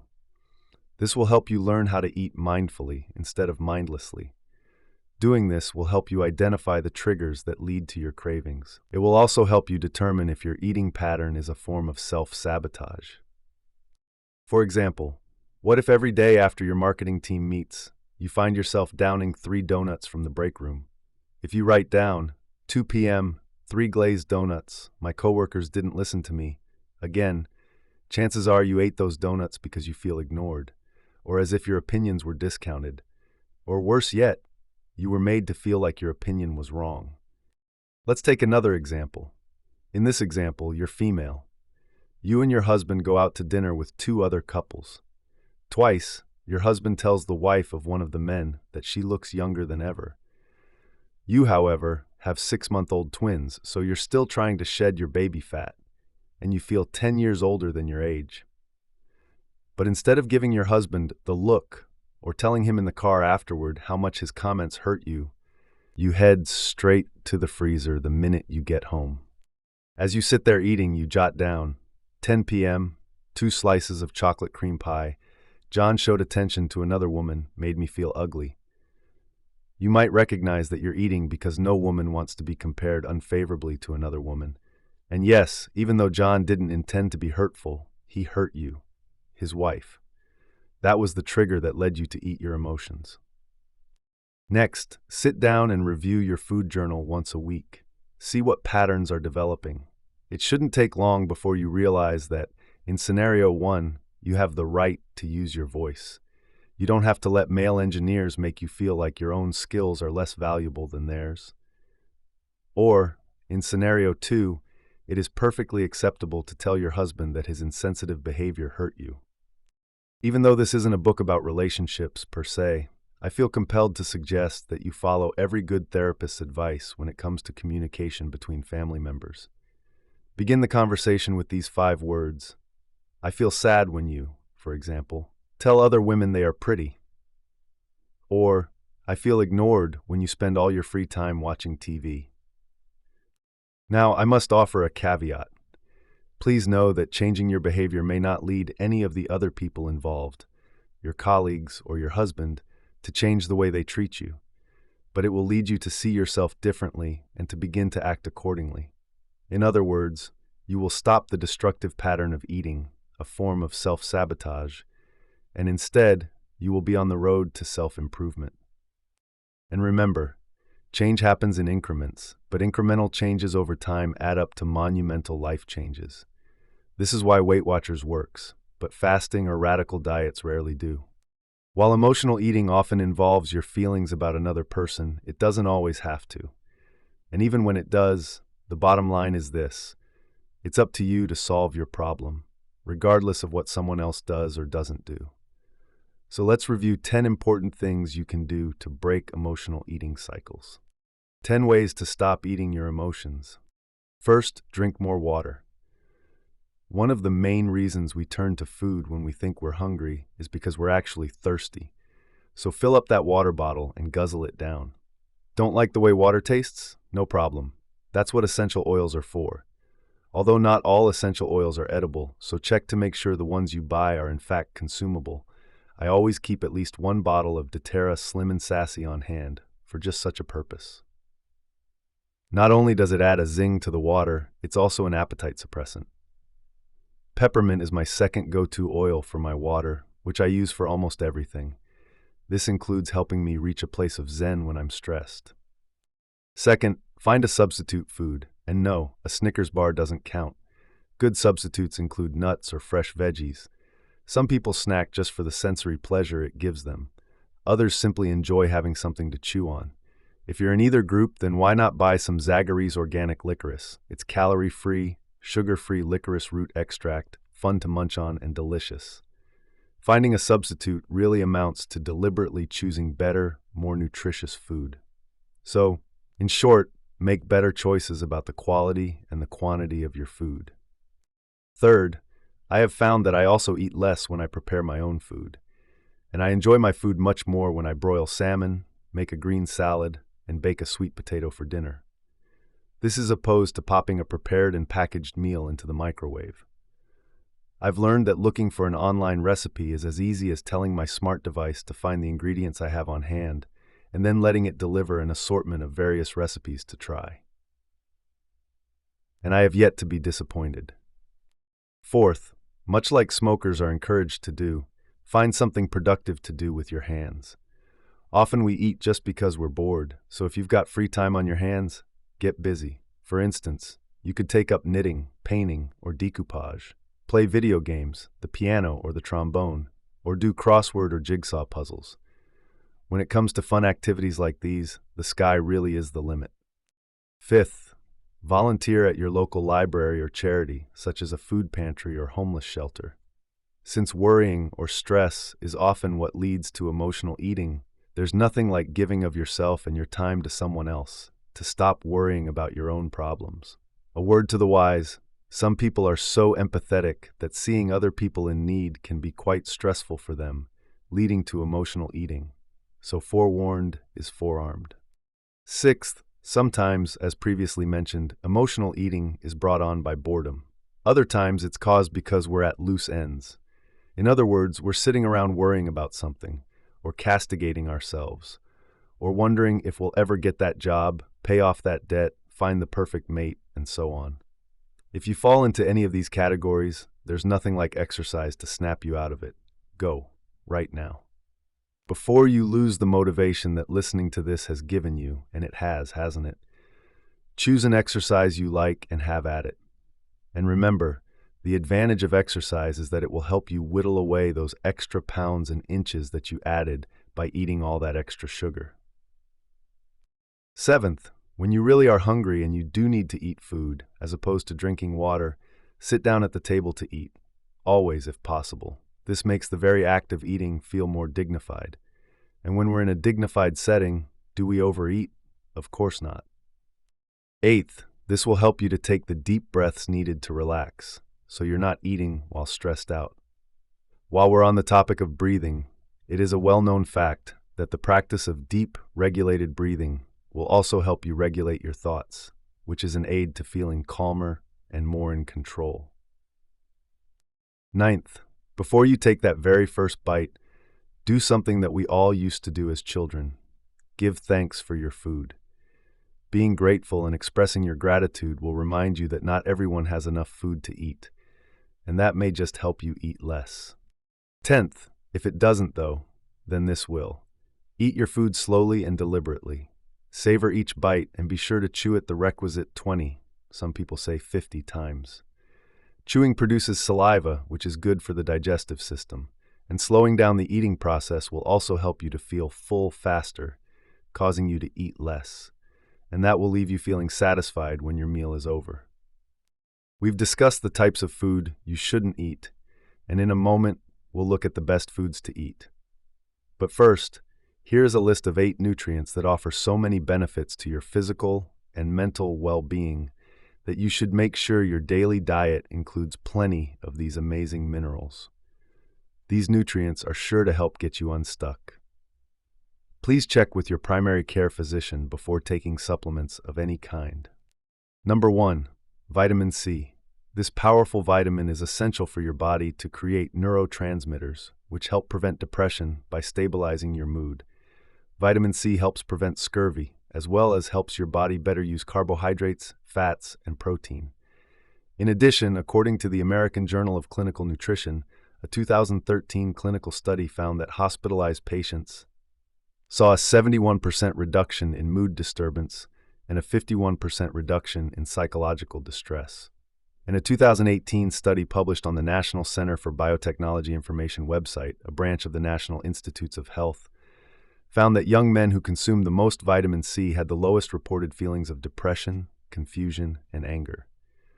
You can find high levels of vitamin C in broccoli, bell peppers, strawberries, oranges, and lemons. Number 2, vitamin B6. Did you know that vitamin B6 is an effective treatment for PMS, or premenstrual syndrome, or that a B6 deficiency can actually cause depression? That's because B vitamins increase your serotonin uptake, just like antidepressants. Like vitamin C, B6 helps us produce neurotransmitters. There are loads of vitamin B6 in bananas, lentils, legumes, carrots, green peas, spinach, and sweet potatoes. Number 3, omega-3 fats. This healthy fat is found in fish oil and plays a huge role in keeping us happy and healthy. Studies have even found that omega-3s can effectively improve symptoms of depression. However, Dr. Vincent Pedre, the author of the best-selling book Happy Gut, says this essential oil also helps reduce inflammation, which makes omega-3 great for arthritis sufferers, improves joint health, and balances your cholesterol. But the benefit that can most help you get unstuck is the one involving your brain. A 2018 study of 23,688 people eating 4 or more servings a week experienced less memory loss, which they likened to a brain that was 4 years younger. The American Heart Association recommends 2 servings of fish a week. Fatty fish that contain high levels of omega-3s are albacore tuna, herring, lake trout, mackerel, salmon, and sardines. However, if you're a vegan or vegetarian, then fish may not be your cup of tea. If so, then try chia or flax seeds. They're 2 of the best plant-based sources of omega-3 fatty acids around. You could also buy fish oil supplements, which contain EPA and DHA. These are the 2 main types of omega-3 fatty acids that provide health benefits. EPA and DHA can be found in fish and shellfish, but again, for the vegans among us, they are also found in algae. Or go straight to the source, algae. Yep, that's right. Fish don't create omega-3. Instead, they consume it when they eat algae, which causes the nutrient to be stored within fish. Some experts believe algae is the best place for getting omega-3, DHA, and EPA. Why? Algae don't contain the heavy metals or toxins that fish do, making algae more environmentally friendly. Unlike fish, algae can be harvested from ponds, which helps protect the ocean's ecosystem. Plus, in addition to omega-3s, algae contain other equally powerful nutrients. Number 4. Zinc. Researchers have discovered that people with the worst depression often have the lowest levels of zinc. Further, a zinc deficiency can lead to depression, ADHD, difficulties with learning and memory, seizures, aggression, and violence. When it comes to getting unstuck, zinc replenishment can be therapeutic for mood disorders. Foods that are high in zinc include legumes, and sprouted legumes have even more. Other high zinc foods are nuts, seeds, and whole grains. Number 5. Magnesium. Like its cousin calcium, magnesium is a mineral and one of the most important nutrients you can take. It is responsible in whole or in part for more than 300 reactions in your body. Not getting enough magnesium is associated with type 2 diabetes, metabolic syndrome, elevated C-reactive protein, hypertension, atherosclerotic vascular disease, sudden cardiac death, osteoporosis, migraine headache, asthma, and colon cancer. We need magnesium to facilitate the hormone balance, enzyme activity, and neurotransmitter functions that regulate your mood and overall health. And yet, the above-referenced study found that approximately half of us don't have enough magnesium in our diets. This is surprising when you consider that we've known since 1921 how important this mineral is for our mental health. That's when magnesium was first used to treat depression. Yes, depression. Then, in 2017, nearly 100 years later, a randomized controlled trial gathered 126 depressed people together from outpatient clinics. Each person took 258 milligrams of magnesium chloride every day. 6 weeks later, 89% of them showed a significant decrease in their levels of anxiety and depression. Since depression is rapidly increasing around the world, it's time to increase our own intake of magnesium. The best part is this: you don't even need to eat it to benefit from it. Nope, getting magnesium into your body is as easy as soaking in a tub of Epsom salts, or a foot bath, if you prefer. Like anything you put on your skin, the magnesium from Epsom salts is instantly absorbed, and that will automatically enhance the absorption of other nutrients. To increase the magnesium in your diet, eat plenty of almonds, legumes, leafy greens, tofu, and whole grains. Number 6, folate. Many people mistake folate for folic acid, and vice versa, and while both are forms of vitamin B9, they affect us quite differently. Folate is natural, but folic acid is synthetic. But our bodies don't process and convert folic acid very well, so when it isn't metabolized, folic acid has been linked to a risk of cancer, among other problems. Because of this, when it comes to a vitamin B9 supplement, folate is recommended over folic acid. Folate helps regulate serotonin and supports the formation of DNA. It also helps us grow new cells. And again, like magnesium, studies have found a link between folate deficiency and depression. An added bonus is that folate improves the efficacy of antidepressants. Find a way to boost your mood by eating more asparagus, avocado, oranges, and spinach, foods that are all high in folate. Number 7, selenium. Like magnesium, selenium is especially important for our mental health, and numerous studies have proven this. For example, the Journal of Nutrition and Disease reported that in a group of 978 young adults, those with the lowest moods also had the lowest blood levels of selenium. 20 years ago, the journal Biological Psychiatry reported on a study in which people who received selenium supplements found that the participants experienced elevated moods. They also reported a decrease in anxiety, depression, and tiredness, the study found. The top food sources of selenium include Brazil nuts, lentils, mushrooms, and wild yellowfin tuna. Number 8, vitamin D. Do you know why vitamin D is called the sunshine vitamin? Or that vitamin D deficiency is the most common vitamin deficiency in the world? In fact, 2/3 to 100% of the world's adult population is deficient, in part because our bodies don't manufacture it. And that's perhaps the only good thing about sunbathing. All joking aside, though, the vitamin gets its name for a couple of reasons. First, because it comes from our sun. So naturally, to get vitamin D, you must spend time in the sun. A writer friend of mine grew up in West Virginia, where she suffered from seasonal affective disorder, or SAD, every winter. This is because our skin is unable to produce as much natural vitamin D as it does in warmer seasons. Her family doctor told her to buy and use a sun lamp.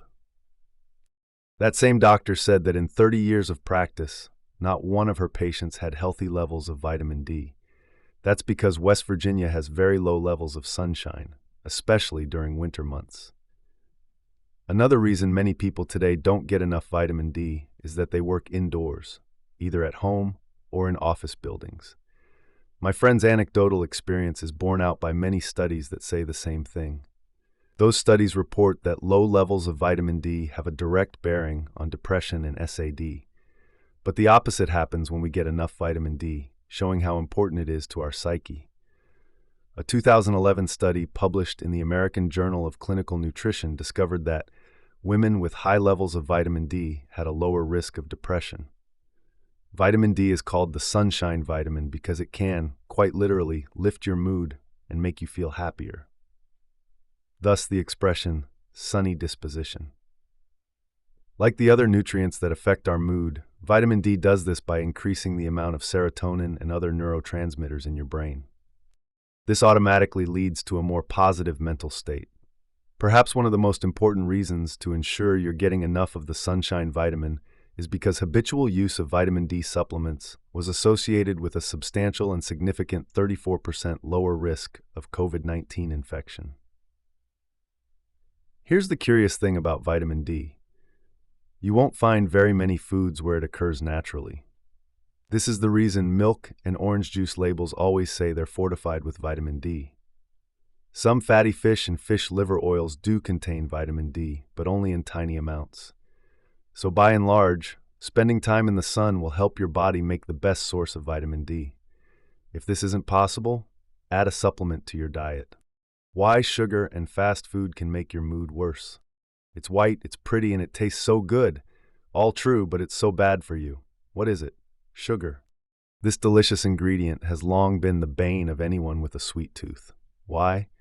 Well, not only does excess sugar lead to cavities, but it also increases your risk of getting type 2 diabetes, Alzheimer's, and even cancer. Then there is obesity, which is a problem all on its own, due in part to bad fats such as hydrogenated oils.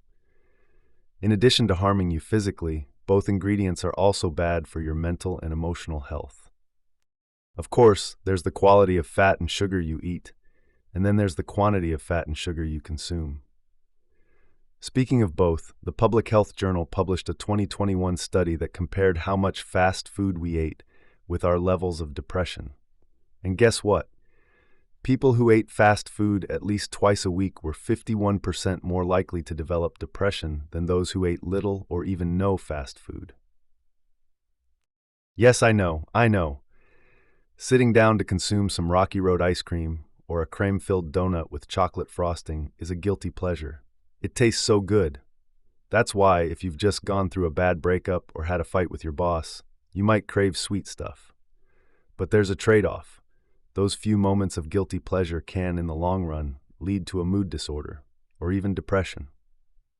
Over 22 years, in one of the longest-running studies ever, researchers found that men who ate 67 or more grams of sugar per day were 23% more likely to have a depression diagnosis in a 5-year period than men who consumed 40 grams or less.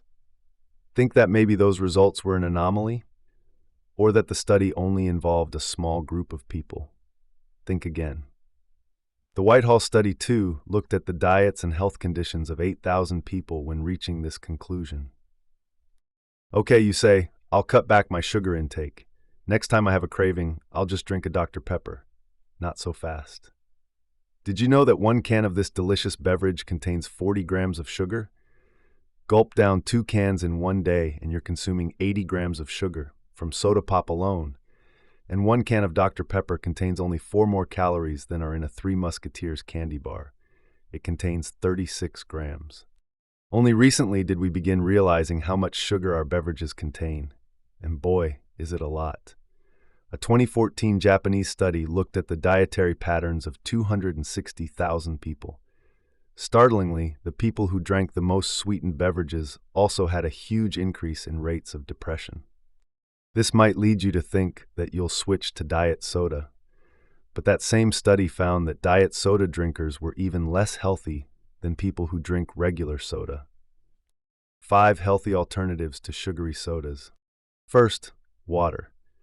We all know proper hydration is important, but did you know that many people suffer from low-level dehydration, which affects not only their health but their ability to think clearly? The solution: drink more water. Second, green tea.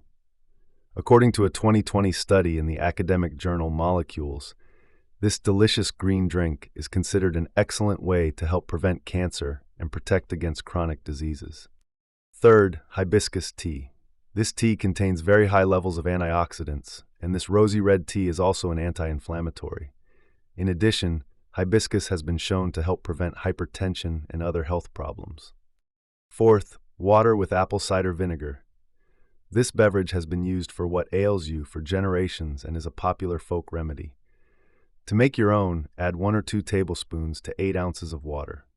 Fifth, coffee. It looks like coffee got a bad rap since black coffee with no sugar and no cream is a great mood enhancer, and amazingly, just like green and hibiscus tea, it also contains antioxidants. The value of veggies. There's another reason to cut back on sugars and fats. Think about it like this. Let's say you just bought a brand new expensive car, which runs on premium gasoline, but you decide that your car won't notice the difference if you switch to mid-grade or even regular fuel. So you fill up the tank with that instead. And at first, you don't notice a difference. But before long, the cylinders in your new car are missing, it's backfiring, and it just doesn't have the power it did when you drove it off the car lot. The same is true for your brain. It works best when you feed it high-quality fuel. Now it's true. If you decide to skip a nutritious dinner that has plenty of nutrient-rich vegetables in favor of a candy bar and a Coca-Cola that are virtually without nutrients, you might not notice a problem right away. But given enough time, if you eat enough low-quality brain fuel, you will feel sluggish and dull, and probably have memory problems to boot. You'll be cranky too, because all that sugar will play havoc with your mood. And any body aches and pain, a bum knee, a sore shoulder, and so on, will be amplified, because sugar causes inflammation in the body. This is why medical experts recommend that cancer patients and other people with serious illnesses eliminate sugar from their diets. I varied my diet while writing this book, just to see how it affected me, and I can tell you for a fact that on the days when I was rushed, skipped breakfast, grabbed a fast food burger for lunch, and ate a donut for my afternoon snack, and possibly no dinner at all, my mind was definitely not as sharp, and I was not as productive. Needless to say, my output on those days caused me to toss much of what I wrote into the trash. But conversely, when I consumed healthy foods like lentils, salads, and a homemade matcha latte as a snack, I could feel the difference. It was like all of my mental cylinders were firing. This is because, unlike rich foods that are high in carbs, which is just another form of sugar, and calories, a plant-based diet is the highest quality food you can eat. To see how strong the connection is between food and happiness, let's go to Great Britain. There, 80,000 people were involved in a study that looked at their diets. The findings? Those who ate more fruits and vegetables, 7 to 8 servings a day, reported much higher life satisfaction. Okay, so fruits and veggies are healthy. That's a given. Everyone's known that since they were children, when their mother would say, "Now eat your vegetables, or you won't grow up to be big and strong." But what about meat? A good ribeye steak or broiled salmon or grilled pork chops. Well, there's something to be said for being a vegetarian. At least there is if you look at a study in Nutrition Journal. There, 39 people who ate plant-based food and meat spent 2 weeks eating different diets. Group 1's diet included meat, poultry, and fish. Group 2 ate vegetarian style plus fish. Group 3 was strictly vegetarian. Here's the interesting part.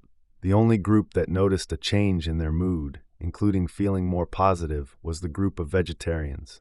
They ate no fish and no meat. Moreover, several people in this group saw their mood change dramatically. We don't know why, but our brains seem happier when we feed them plants like broccoli, bananas, and the like. And maybe one day we'll find out why.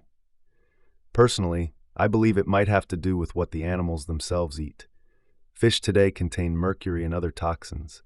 Meat contains growth hormones and antibiotics, all three of which are decidedly dangerous for us. Regardless, we do know one thing for sure. If you eat a variety of plants and very little fat and sugar, you're bound to be healthy and happy. 5 foods to boost your mental powers. The following 5 foods will give you a mental boost and keep you focused on the positive. How's that for getting unstuck? First, salmon. This fish is loaded with good nutrition in the form of protein and healthy omega-3 fatty acids. Omega-3 fats are crucial for our health because they reduce inflammation, and since we cannot produce this nutrient on our own, it pays to add salmon to our diet. I eat salmon at least once, if not twice, a week. Omega-3 fats help prevent heart attacks, strokes, and other cardiovascular problems. Salmon also helps lower blood pressure. Finally, although the research is ongoing, some experts believe omega-3s can prevent the kind of cognitive decline associated with Alzheimer's disease. Second, dark chocolate. For many years now, researchers have been touting the health benefits of cocoa, including one of the most important ones. Cocoa is full of flavanols that may help protect against coronary disease. But not all chocolate is equal, so stick to dark chocolate and ditch the light milk chocolate. Yes, dark chocolate has as much as 3 times more flavanol-rich cocoa solids. Flavanols help produce nitric oxide, which helps our blood vessels relax. This improves blood flow, all of which can lower blood pressure. To get the most flavanols, choose 70% or higher dark chocolate. Third, berries. When it comes to fruit, you can't go wrong. But some fruits are very high in sugar content.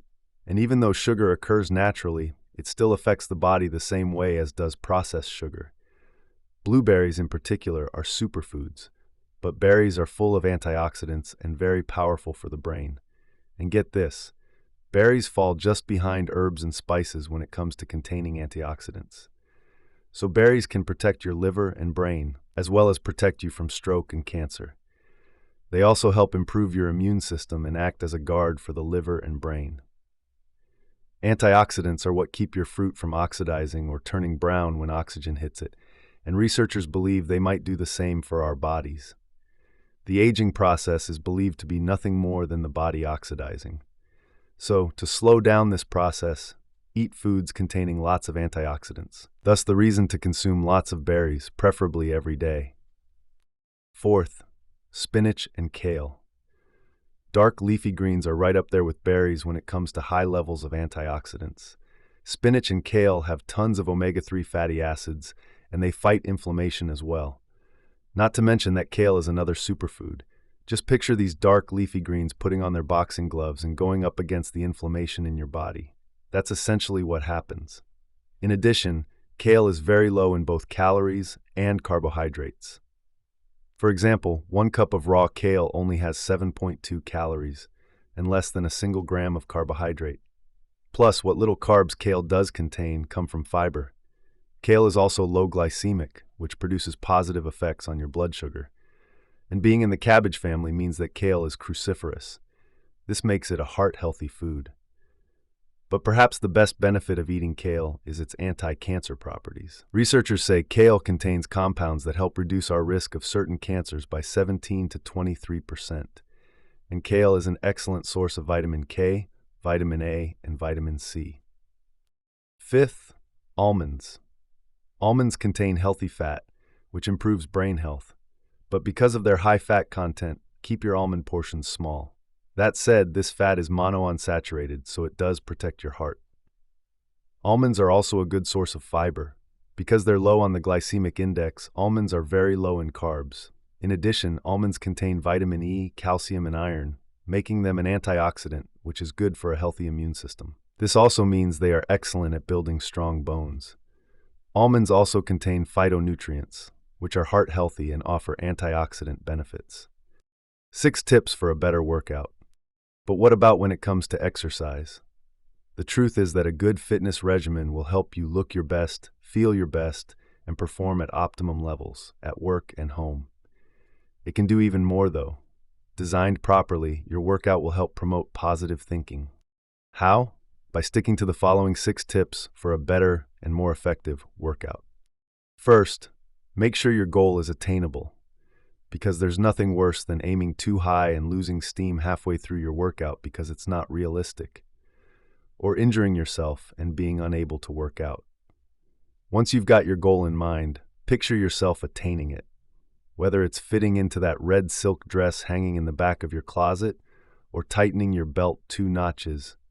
Visualizing your goal gives you a psychological push to reach it. Second, after you decide on a goal, choose a gym buddy who will encourage you to think positively. In other words, forget anyone who is a Debbie Downer. A good buddy will hold you accountable, which will encourage you to achieve your goals. Better yet, that buddy will spur you on when you don't think you can make it. The perfect gym buddy will be like my best friend Hillary. She would call me at 7 a.m. every morning, and if I wasn't out of bed yet, Hillary would call again and again until I rolled out of bed and went jogging with her. After 1 month of this, I was out of bed by 6:45 a.m. After 3 months, I dropped a few sizes. Talk about positive thinking. Now that's what a good gym buddy will do for you. Third, next, try to find a group sport. Aquatic aerobics, mat Pilates, even cycling are all excellent, so you can burn calories while having fun with like-minded fitness enthusiasts who enjoy a good workout. I once found myself doing aerobics at the local pool with people who were twice my age. Boy, did I ever have to work hard just to keep up with them. Fourth, reward yourself for meeting your goals. I'm not in favor of the cheat days that many people these days seem to build into their diet, because I've seen too many friends overeat when they cheat. Thus, the term cheat. Instead, I simply stop by my favorite bakery and grab a single donut once a week. Or, once a month, I'll treat myself to a movie with a small popcorn, a candy bar, and some water from the water bottle that's my unfailing companion. Fifth, and speaking of hydrating, I cannot stress enough how important it is to drink plenty of water, especially when working out. Your body is 60% water, so make sure you don't skimp when it comes to replenishing the fluids you lose while working up a good sweat. Not only that, but water keeps our skin young, lubricates our joints, flushes out waste, protects our brain and spinal cord, and helps our brain make hormones, among many other important things. Sixth, vary your workout. Many people, men and women alike, fail to keep up with their fitness regimen because they get bored. So change it up. Go to the pool one day. Do aerobic exercises at home the next day. On day 3, run a mile or two. On day 4, dance to jazzercise, do Pilates, play tennis or basketball, or participate in some other group activity. Take the other 3 days off and reflect on just how much more fit you are. Then, give yourself a small reward to celebrate your progress and how much better you feel. When we improve our diet through healthy food, nutrients, and beverages, and add a regular workout to our routine, we're well on the way to mental clarity and a stronger, healthier body. As you've heard in this chapter, what we eat plays one of the biggest roles in how we look and feel physically, as well as our mental health. It cannot be stressed enough that our diet choices are critical when moving from self-sabotage to self-improvement. And after we do that, if we're still having trouble dispelling those negative thoughts, perhaps we need to examine our other behaviors. Is it possible we need help getting unstuck in those areas? To find out, and to learn how to do just that, let's dive into Chapter 5 now. Chapter 5, How to Eliminate Negative Thoughts. Now we begin Chapter 5. In Chapter 2, we learned how important positive thinking is for our overall health. For instance, positive thinking can help you with or lead to an increased lifespan, better psychological and physical well-being, improved coping skills during hardships and times of stress, lower rates of depression and distress, and even greater resistance to the common cold. There are 101 reasons to rid yourself of negative thoughts and focus on the positive. For example, we discussed how negative emotions weaken our immune system. And in Chapter 4, we were helped to realize how important nutrients are and what foods to eat to help improve our mood. By now, we should be well armed to fight negative thoughts. And we are. But that may not be enough. Why? Because the truth is, negative thoughts can be difficult to stop, much less eliminated. That's why this chapter comes where it does in this book. Because I want to provide you with tools to reduce stress and/or negative thoughts. And I also want to show you what to do to stop not just the thoughts, but the cycle. Negative thinking patterns can wreak havoc on our relationships, our health, our work, every area of our life. Havoc is the opposite of mental resilience and a calm, clear state of mind. So let's find out how to achieve that. First, recognize what you're doing. Somehow, without even realizing it, you're in a rut, stuck in a negative pattern of thinking. The pattern or cycle can be big or little, but no matter its size, it still gets in your way. Once you recognize this, you can assume control of the situation. How? Well, by accepting reality. For instance, after you've eaten a half-gallon of Rocky Road ice cream, you tell yourself you're an idiot with no willpower. But remember, just telling yourself something doesn't make it true or real. So stop and take a moment to evaluate the situation. Spend a few seconds in self-analysis. Ask, am I really an idiot? The answer should be, of course not. In other words, don't buy into your own criticism, self-doubt, regrets, guilt, and shame.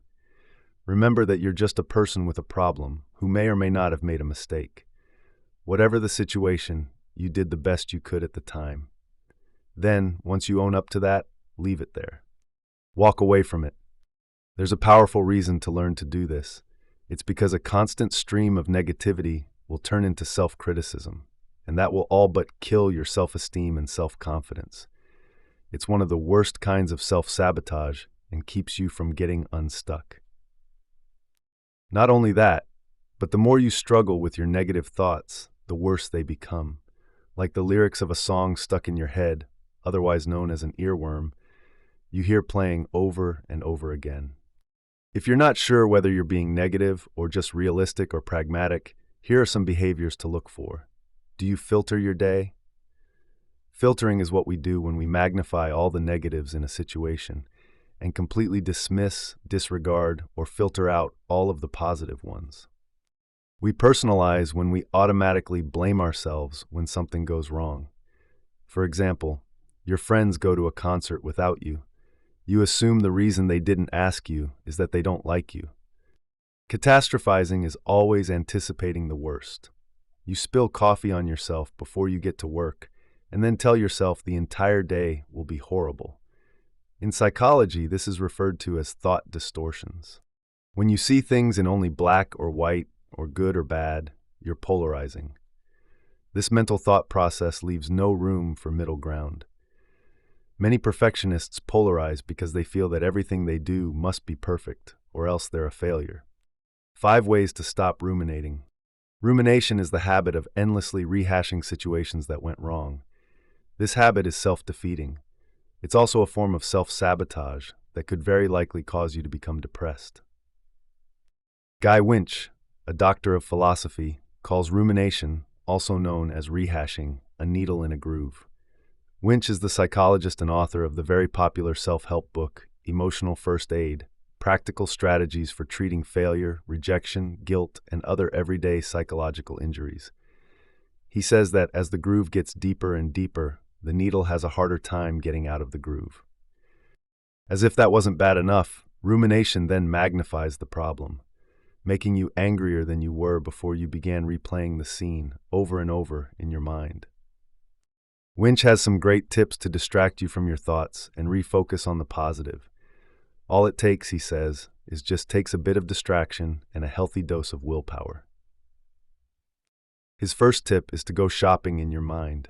A quick disclaimer: I'm not a shopper. I hate shopping. So visualizing myself inside the grocery or department store won't do much for me.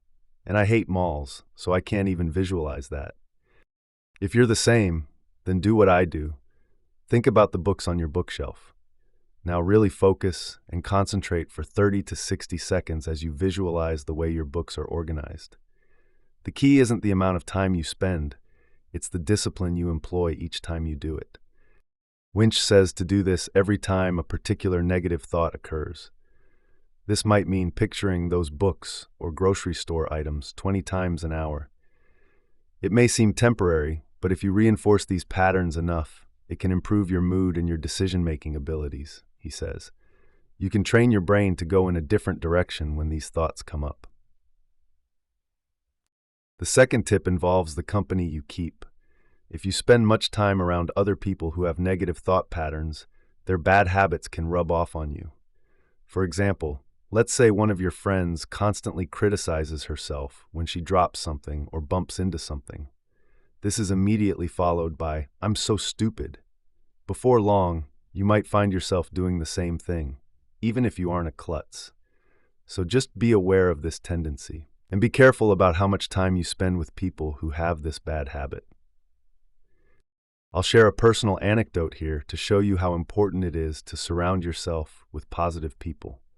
I hope this actual real-life account will resonate with you about why it can be dangerous to spend too much time with permanently pessimistic people. Following a difficult divorce, while she was waiting on contractors to finish her new apartment, my friend Robin went to stay with her friend Amy for what was supposed to be no more than 2 weeks. This story uses a pseudonym for Amy. Well, long story short, due to unexpected construction problems, Robin lived with Amy for much longer. By the time she left Amy's place 3 months later, Robin had been diagnosed with asthma and was taking antidepressants and anti-anxiety medication. When I asked Robin if she thought her divorce had played a role in her new health problems, she told me that the divorce was the least of her worries. As it turns out, Amy was a very negative person. She was a good friend to Robin, encouraging her to stay as long as she needed. But Amy was also severely depressed and frequently declared how unhappy she was. Usually her sentiments ended the same way, with Amy saying she just wanted to end it all. Amy's depression, accompanied by those suicidal statements, meant she needed professional help. But sadly, she resisted any and all efforts anyone, including Robin, made to encourage her to get that help. In fact, Robin told me that nothing she tried, not kind and encouraging words, praise for Amy's positive qualities, or even real-life examples of other friends Robin knew who had benefited from a therapist, caused Amy to stop saying so many negative things about herself.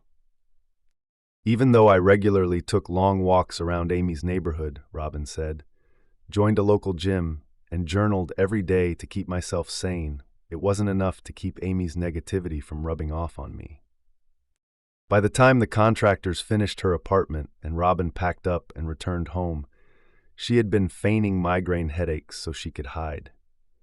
She stayed in her bedroom and read, which was the only way she could escape Amy's dangerous negativity. Those feigned headaches gave my friend some solitude and a break from the cycle she'd been stuck in. Through no fault of her own, I might add.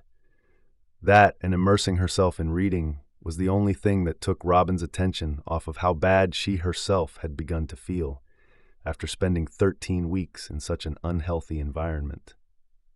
6 months after leaving Amy's home, Robin was no longer having asthma attacks, and she no longer needed antidepressant or anti-anxiety meds. Now that is truly a testament to how unhealthy someone else's pattern of constant negativity is. But it's also a good look at how you can undo the damage if you work hard enough, as Robin did. The third tip may sound silly or too silly to work, but don't knock it until you've tried it. And just what is it? Well, when you have a negative thought you just can't get out of your head, write it down and then throw it away. This comes from a 2012 Ohio State University study, which found that when people who wrote down negative things about their bodies and then threw them away had a more positive self-image a few minutes later compared to those who kept the papers with them. So, apparently the way you view your own thoughts makes a difference in how much you value them. Label them as trashy, false, or ridiculous, and they become so, especially when you physically toss the paper into a trash can. Tip number 4 is as easy as boiling a kettle of hot water or turning up the heat on your thermostat. Why? Because when we're lonely, we tend to have more negative thoughts. And Winch says that having a hot drink will warm us up and chase away the negative feelings associated with loneliness. In fact, a 2012 study by Yale researchers found that people recalled fewer negative feelings about a past lonely experience when they were holding a hot pack. It may be a quick fix, but it's an effective one until you can experience real human interaction again.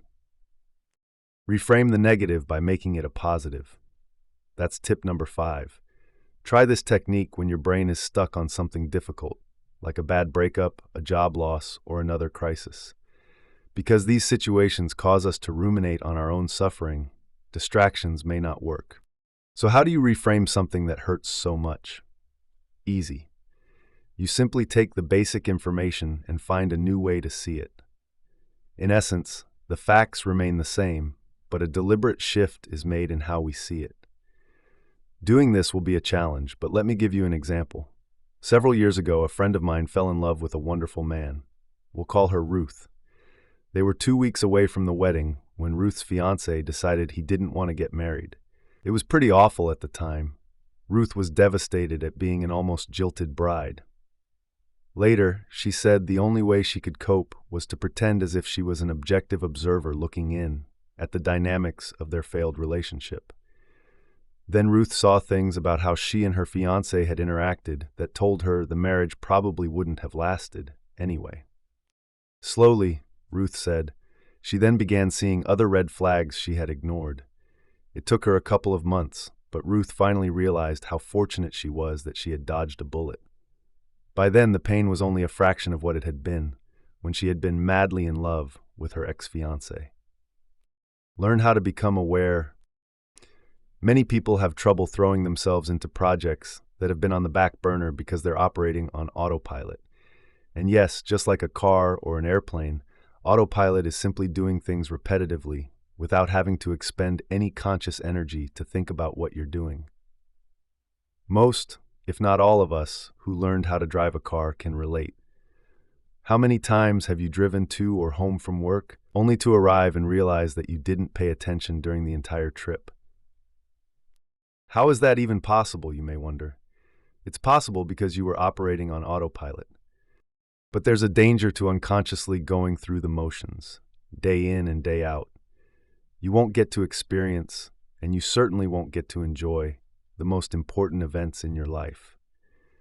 And you might not realize that you're missing out on these things, like your daughter's soccer games, romantic dinners with your wife, or building that beautiful kayak you bought the plans for so you could join your college buddies for their annual whitewater trip, until it's too late and life is almost over. Sadly, by then you'll be too old and feeble to do any of those things. And your daughter? She'll be grown and gone, off to live her life halfway across the globe. But your wife? She'll still be there with you, right by your side, till death do you part. What's that? Oh, she's not there with you? Of course not. She left 15 years ago, after spending the first 15 years of your marriage, waiting for you to come home on time for family dinners and spend time helping your children with homework that turned her into a single parent. She did that while you mindlessly slaved away, working at a job for a corporation that, in the end, boiled down your dedication and devotion into a gold watch at your retirement party. But hey, it was real gold. But mindlessness isn't only that. It's also failing to listen to people who are speaking to you because you're so focused on something else. It's forgetting to do things like buying anniversary cards or taking your children to promised baseball games or the movies. Mindfulness is the exact opposite. It's living life with a purpose.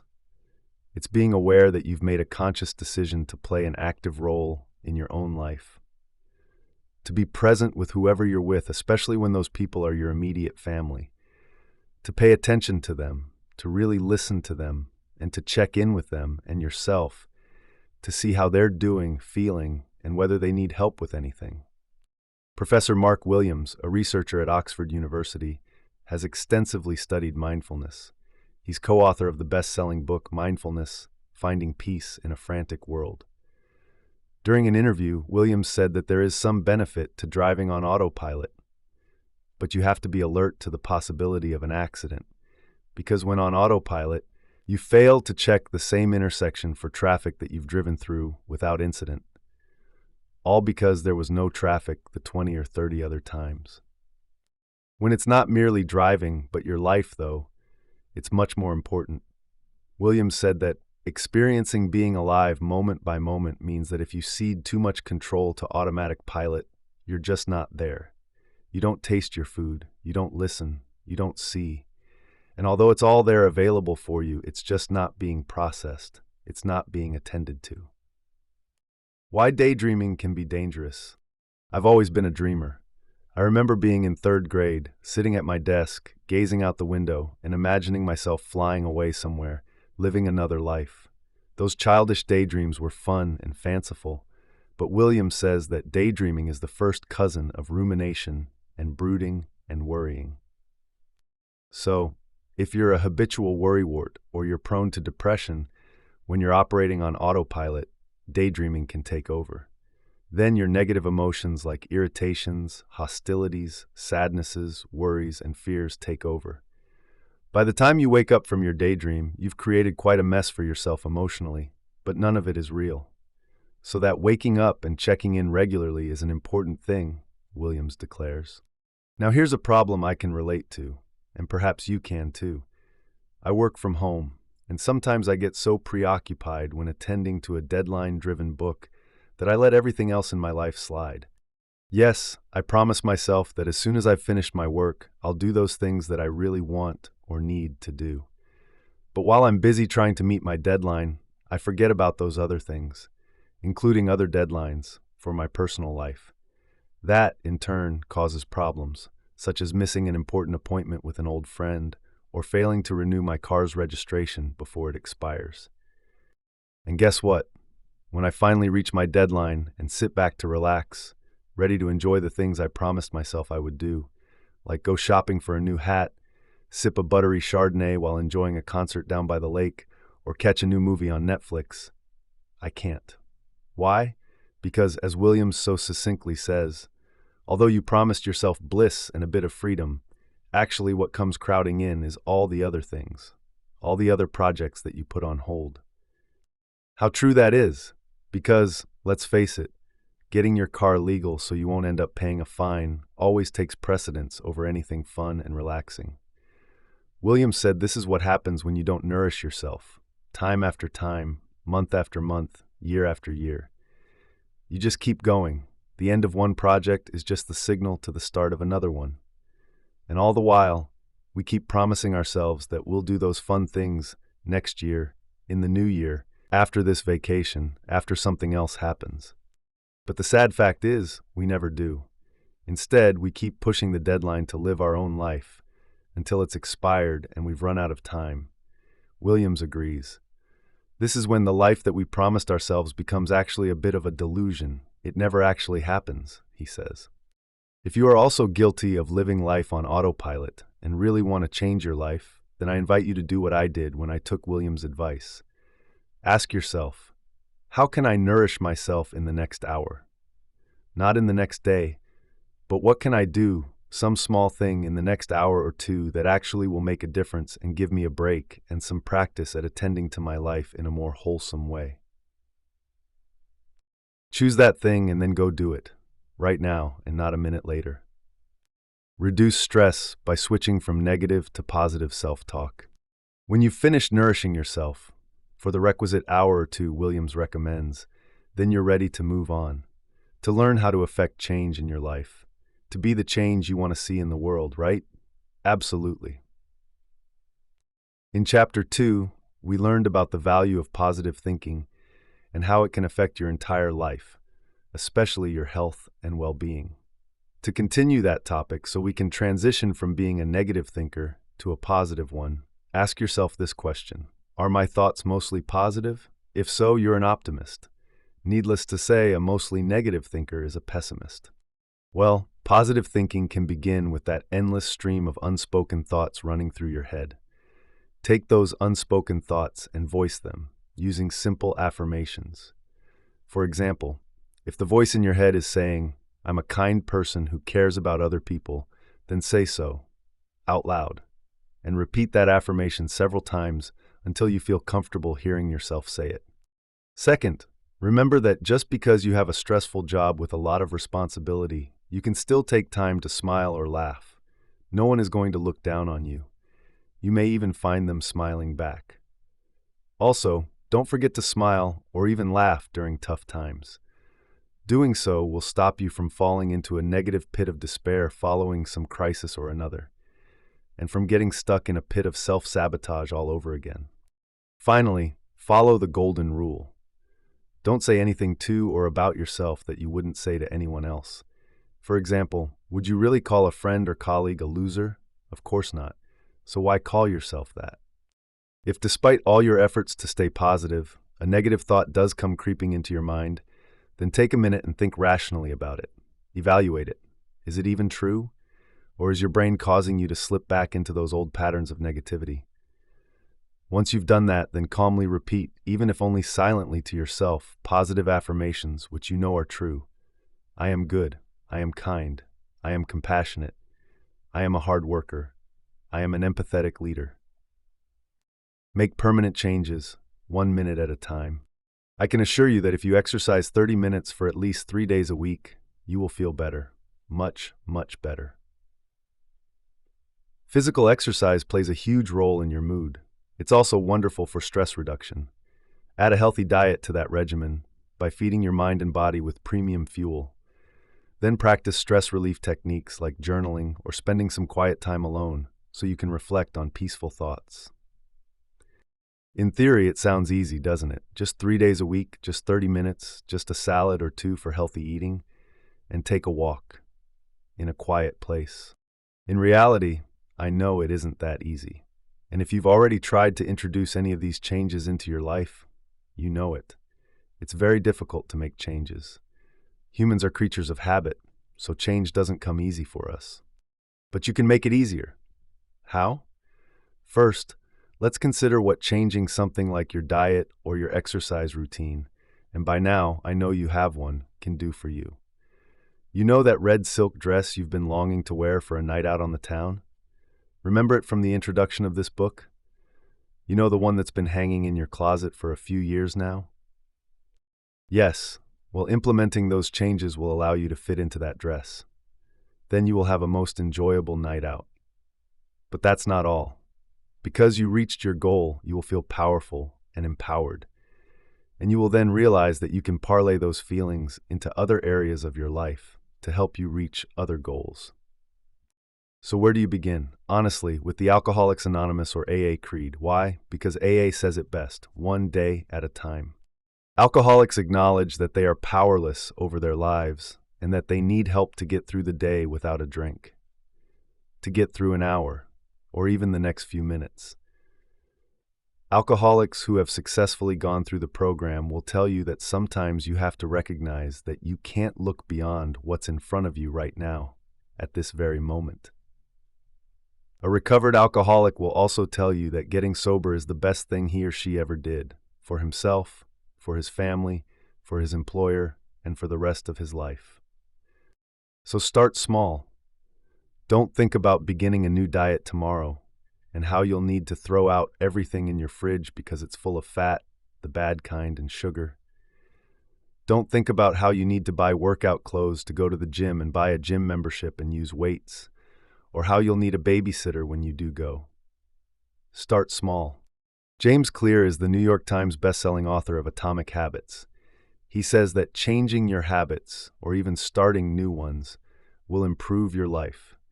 Clear has some excellent behavior advice for people who want to build successful habits into their daily routine. First, don't try to change everything at once. If you do, you'll expect too much of yourself, and you will fail.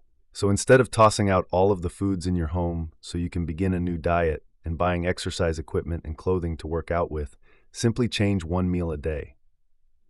Or buy a pair of tennis shoes that you wear while spending 5 minutes a day walking around the block. Then build on that, slowly, over time, until that one meal or that 5-minute walk is so routine that it becomes your default. Second, start with small habits and make incremental changes.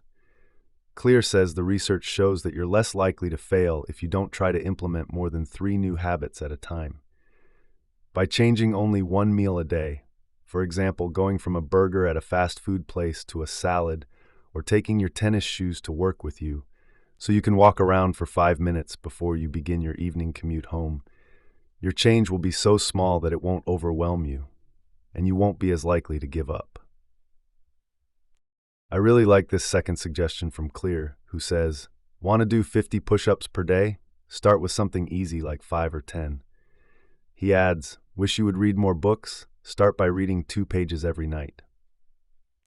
Third, focus on your behavior, not the outcome. Okay, so maybe you won't fit into that little red dress in time for your 10th high school reunion. Really though, you could, if you focus on the ritual of working out or eating better, and by sustaining those rituals, you will eventually see the results you want.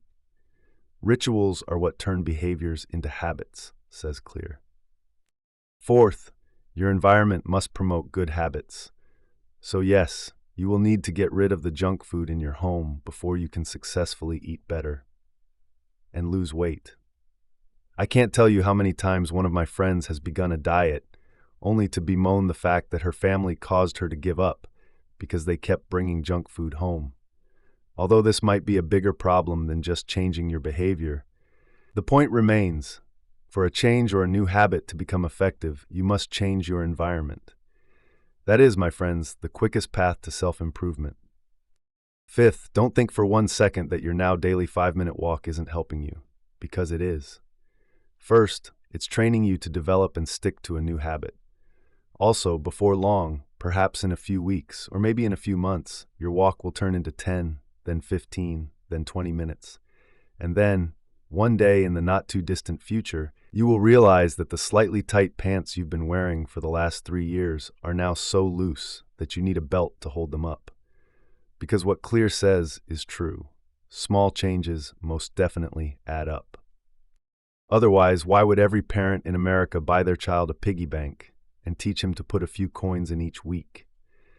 Because after 6 months or even a year, those coins add up, and then that child gets to buy something he's wanted with the money he saved, 1 week at a time.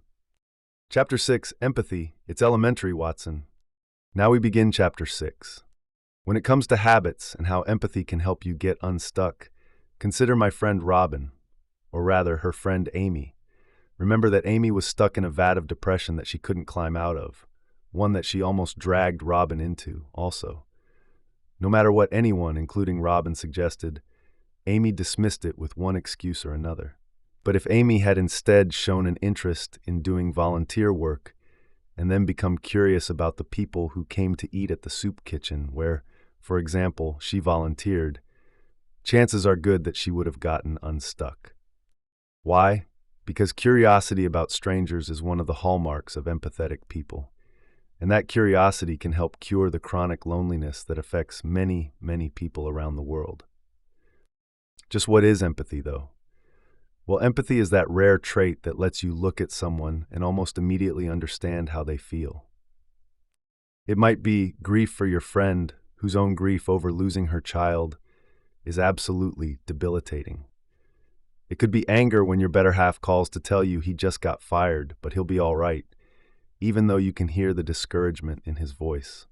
And it will certainly be sad indignation on behalf of your child when he comes home from school with a long face after being bullied. Empathy is the ability to walk a mile in another man's moccasins, as a Native American proverb says. No one has to tell you I feel sad, angry, or discouraged for you to know intuitively that this is exactly how they feel. In short, if you're empathetic, you can feel someone else's pain in your heart. But how will you know if you're empathetic? Well, for starters, people confide in you and ask you for advice because you're a great listener. How many times have you been told this? If you say all the time, then your EI, that's emotional intelligence, is very high. In addition, you tune into other people's emotions and even spend time thinking about how they feel. You care deeply about other people, so you go out of your way to help them when they are upset or suffering. But the bad news is that, because of these very traits, some would call this ability a skill set. You likely have trouble setting boundaries with other people, and that often leads you to feel overwhelmed or even drained of energy. Habits of highly empathic people. One of the key traits that empathetic people share is this: they listen to you. They don't try to poo-poo you, minimize your concerns, or dissuade you. They let you speak, and they listen attentively because they care about you and about how you feel. Then they take action. They try to do something to help ease your pain. However, listening and even taking action isn't enough. We have to add something equally personal to the conversation. For example, you meet a mother with an autistic daughter on the bus one day. By the look of things, they're carrying full garbage bags, and their clothing is shabby and a bit dirty. You guess they might be homeless. So you strike up a conversation, comment on the little girl's pretty eyes, and inquire how old she is. At first, the mother is guarded, but slowly as you continue talking, she reveals that they escaped an abusive home a month ago. However, due to the daughter's autism, they have had a hard time finding a safe shelter to sleep in. Dressed in a nice knit sweater and wearing dress slacks with a pair of leather pumps, you know how you must look to this woman. How can she possibly trust you to know what she's going through? So you try to set her mind at ease by telling her, truthfully, that you had once been in an abusive relationship. Then you talk about how hard it was to escape and how sorry you are that she's going through something similar. Suddenly, the woman smiles, and as you see her eyes glinting with unshed tears, she says, "You're the first person we've met outside of social services who has taken the time to even ask how we're doing. Thank you." And with that small and caring gesture, you just created a strong bond of empathy. You can relate to each other because of shared experiences and mutual understanding about painful life experiences. Before you part company, you write down her mobile phone number and promise to call her after checking with a friend who has a vacant apartment. You tell her that your friend might let her and her daughter, whose names are Brenda and Kimmy, which you learned after earning their trust, stay there for a few weeks. By the time the day is over, you call Brenda and tell her that your friend says that Brenda and Kimmy, who is 8, and whose favorite color is yellow, which you know because you cared enough to ask, can stay in the apartment until they get back on their feet. Not only that, but you also offer to pick them up and give them a ride to their new safe home. But what if that's not you? What if you're not that empathetic? Well, the good news is that you can learn or simply increase your own empathy. Here are some suggestions to help you begin doing that. First, be a sincere listener. If you're sincere, you will be engaged in something called active listening. This is what happens when you're genuinely concerned about someone and what they are saying. But active listening is not just a technique, it's an act of love. Second, if you're an active listener, you will be absorbed in what people say. Your mind won't wander because you won't let distractions like a text message on your phone get in the way. This may require discipline, but you can train yourself not to become distracted. Third, maintain eye contact and even nod your head in agreement. Again, these are not just techniques. Rather, they show that you truly commiserate with the person who is speaking. Fourth, along with eye contact and body language, you can say things like, "I see," or "I understand." A word of caution, though. Too much of this and your listener may think that you're insincere. Fifth, ask questions so the speaker knows you're paying attention, and so you can truly grasp what the person is saying and how she feels.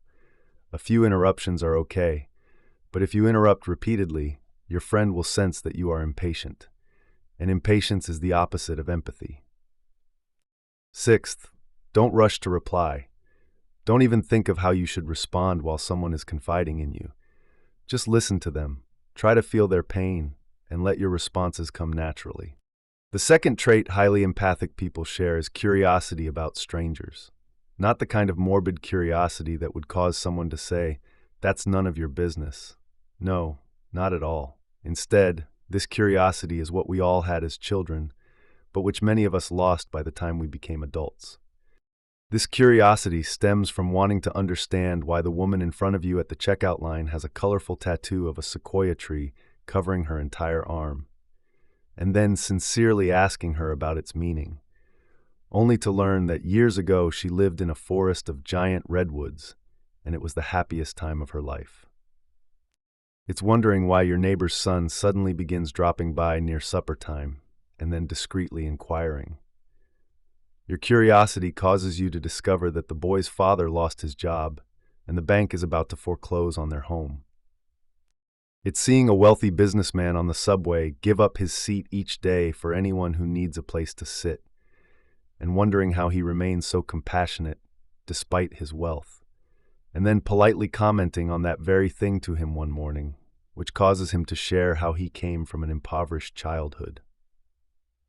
But what if you don't have this curiosity about strangers? Not to worry. Dr. Roman Krishnarik says you can cultivate it, even as an adult.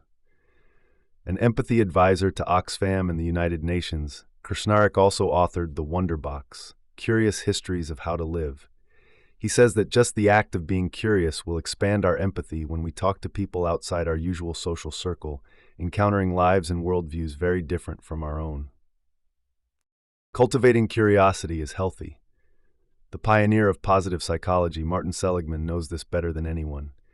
Seligman has devoted his life to this field and uses a scientific method to define why people are happy. Curiosity is one of the keys.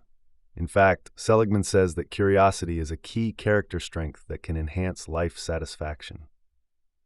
Trait number 3, according to Krishnarik, is to challenge prejudices and discover a common bond with someone else. How many times have you heard the term redneck or welfare mom?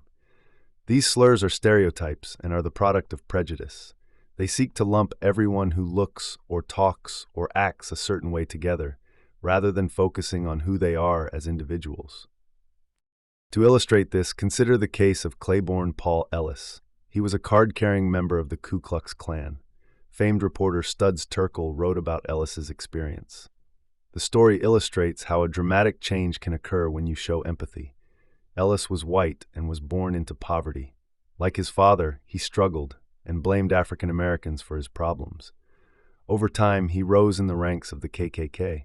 In 1971, he was invited to a community meeting to tackle racial tensions in schools and was chosen to head a steering committee with Ann Atwater, a black activist he despised. The meeting lasted 10 days, so it's safe to say that he and Atwater grew to know each other very well. So well that Knarek says working with Atwater exploded Ellis's prejudices about African Americans. He saw that she shared the same problems of poverty as his own. The outcome of that shared experience and Ellis's growing empathy for Atwater was incredible. I was beginning to look at a black person, shake hands with him, and see him as a human being, Ellis later said. It was almost like being born again. The effect of empathy on this man who grew up learning to harbor animosity and hatred for blacks was life-changing, so much so that when the community meeting ended, Ellis stood in front of 1,000 people and tore up his Klan membership card. But the story doesn't end there. Ellis later helped organize a labor union that was predominantly African American. He and Ann remained friends for the rest of their lives, Krasnarit said.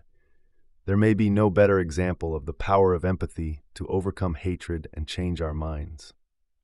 The fourth trait of highly empathic people is the reason for the Native American proverb quoted earlier.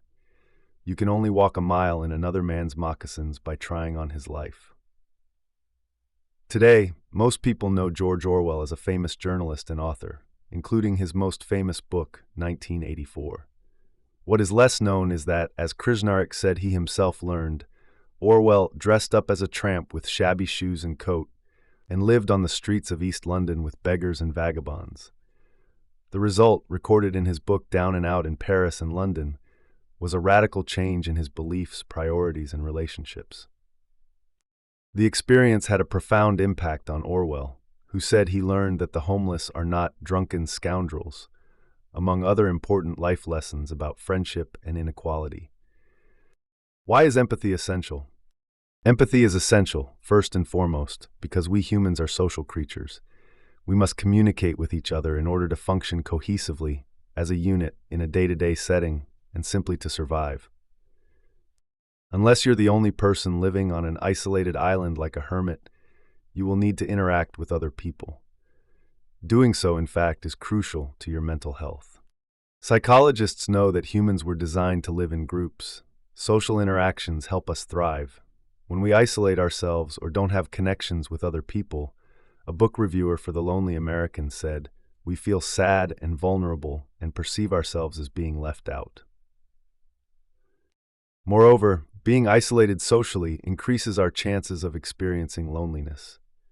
That's the second reason empathy is so important. Isolation makes us lonely, and loneliness makes us unhappy. Plus, there's a corresponding reduction in health and longevity. So in short, creating and sustaining emotional connections lets us live longer, and empathy is the key that helps us stay connected to our loved ones. There's a third reason to feel empathy for others. Did you know that it's actually good for business?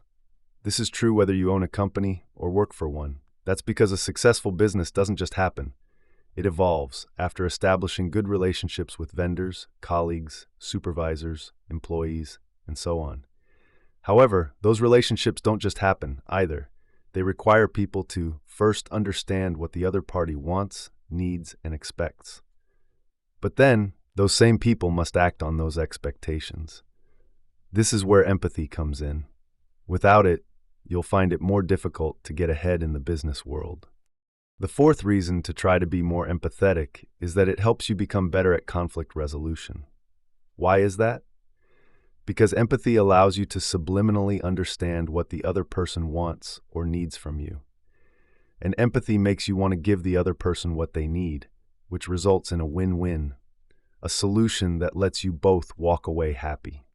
If you're a parent, or a spouse, or even an adult child, you most likely will have regular interactions with the people you love most, your immediate family. For you to get the most enjoyment out of those relationships and for your family to function well, conflict resolution is crucial. Because disagreements, misunderstandings, and even arguments often happen when two or more people interact. Especially family members who know us best, but who have seen us at our worst, and who love us despite these things.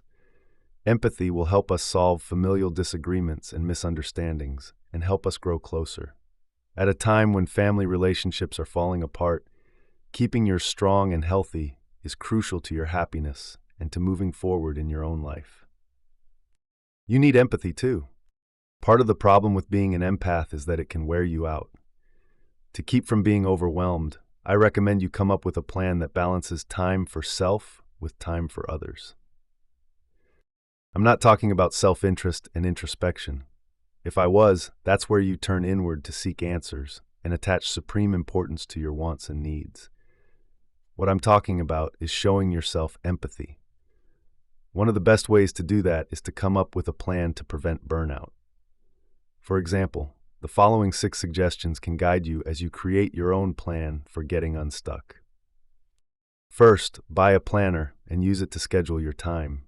Second, build in enough time for each task by including what, when, and how details. Third, at the end of each day, review that day's to-do list and appointments. Fourth, revise what didn't work and acknowledge that you did your best. Fifth, chart the progress you made on your goal of becoming unstuck. Sixth, permit yourself to take 30 minutes to do nothing but relax. Conclusion. When I began writing this book, I thought I was doing it to help you. People who are stuck, who believe you're trapped by your circumstances, and who don't know where to begin when it comes to getting unstuck. That perception has, as a consequence, fueled negative thoughts and feelings, which have in turn led to actions that may not be healthy and which may make you even unhappier, and that leaves you even more stuck. I wanted to help propel you out of that place that could have come about due to a bad relationship or a dead-end job, or perhaps even years of self-sabotage. I introduced you to a method that will help you begin heading down the road of self-improvement, a place where you will no longer be stuck. I explained why it's so hard for us to change our routines, our thought processes, our diets, and many other things. Change is hard because it's difficult. For many people, it's downright daunting. We humans are creatures of habit, so we don't like change. That's why the biggest obstacle to change comes from inside our minds. By that, I mean our own belief systems, those preconceived beliefs we have about ourselves, which are the hardest to overcome. Then I showed you how change can happen when we don't let our thoughts sabotage us or our ideas, goals, and dreams. I did that by introducing you to several people, including Anne and Beth, who were stuck on separate deserted islands and whose attitudes about their circumstances doomed one of them to die and freed the other to survive. If you saw something of yourself in Anne, who was unable to see that her circumstances did not define her, I hope you now see more of yourself in Beth, who knows that wasn't true. Beth realized that she had control of her thoughts, feelings, and actions, and then she did something to change her circumstances, which changed her life. Actually, it saved her life. Throughout this book, you've learned about Rosie the Riveter and how she inspired millions of women in the workforce to roll up their sleeves and get to work. They did this during a dark time in the history of the world, demonstrating how your circumstances should never dictate the direction you take in life. You also learned that even multimillionaire real estate moguls like Barbara Corcoran fail, more than once. But, like Corcoran herself, they don't let failure stop them. Instead, women like Corcoran and every woman who aspires to be like Rosie the Riveter used failure to catapult them onto a path of self-improvement and, as happened with Corcoran, to incredible success as an entrepreneur. You met my friend Robin and her friend Amy and learned that to succeed, we sometimes have to distance ourselves from the ones we love, because their unwillingness to get help can harm us if we're exposed to their mental state for very long. And since it's well known that depression is now one of the world's leading health problems, we can't risk being dragged down by friends who don't want help. As Robin's story showed, it is an act of love to lead the way by getting help for yourself. Speaking of love, loving yourself means eating well, working out, and taking time to relax. So I've given you numerous reasons to ditch any high-sugar diet you've been eating and fill your plates with fruits and vegetables, with plant food that is chock full of vital, mind-boosting nutrients like vitamins C and D, omega-3, magnesium, selenium, and zinc. because these nutrients not only help regulate your mood, they also help prevent diseases like cancer, stroke, and depression.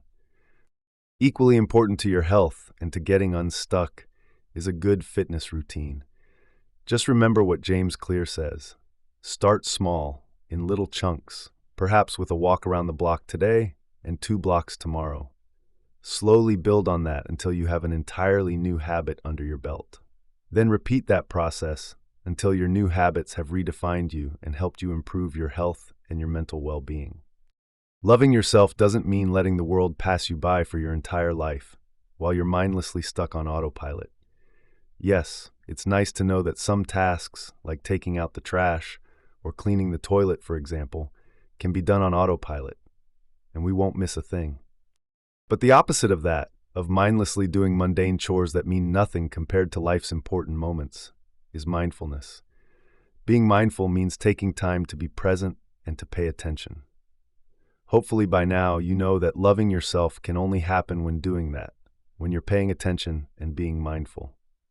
Loving yourself means being present, engaged, and being an active participant in the world around you, for your family, friends, and coworkers. Most of all, mindfulness means being present for yourself, so that when you turn 80 years old, you have no regrets.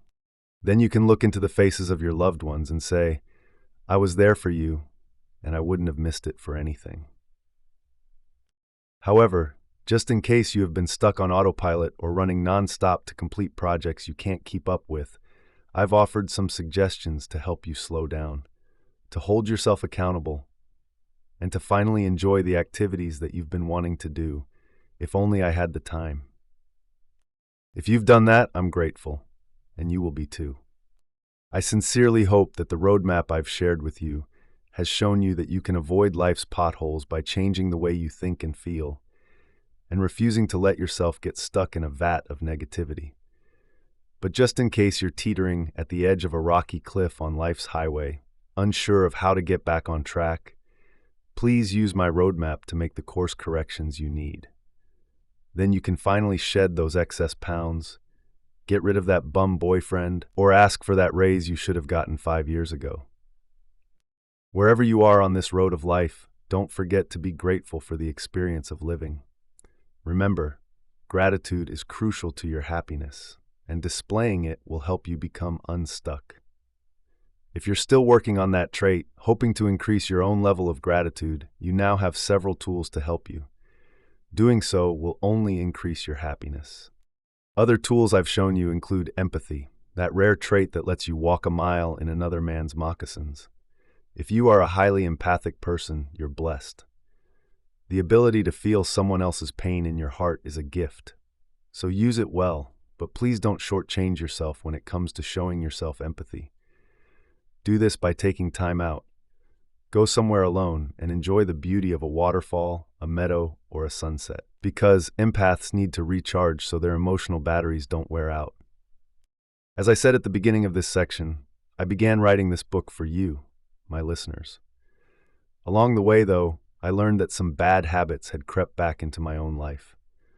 Little things, like forgetting that I have complete say over how I live my life and what I say, or not, and how I say it to other people when they disappoint me.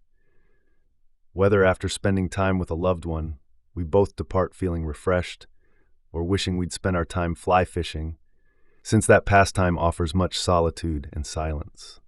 I also forgot that eventually one candy bar will lead to another, and before I know it, I've put on 10 extra pounds. Small things, really, but recognizing my lapses helped me with my writing. So please know that I know of what I speak, and when I say that something is harmful, it's because I learned that the hard way. So when I say that if you do thus and such, you'll feel better and be healthier and happier than you have in years, please know that what I wrote is tried and true. That's why I'm now sharing it with you. Finally, just let me say how much I love Rosie the Riveter's can-do attitude. So please don't forget that for many decades now, Rosie has been synonymous with 4 little words: I can do it. And I know that you can too. This audiobook adaptation is based on the book Help Me, I'm Stuck by Vaughn Carter. To support the author, please consider purchasing the book using the Amazon link provided in the description. As an Amazon associate, we earn from qualifying purchases. Thank you for listening.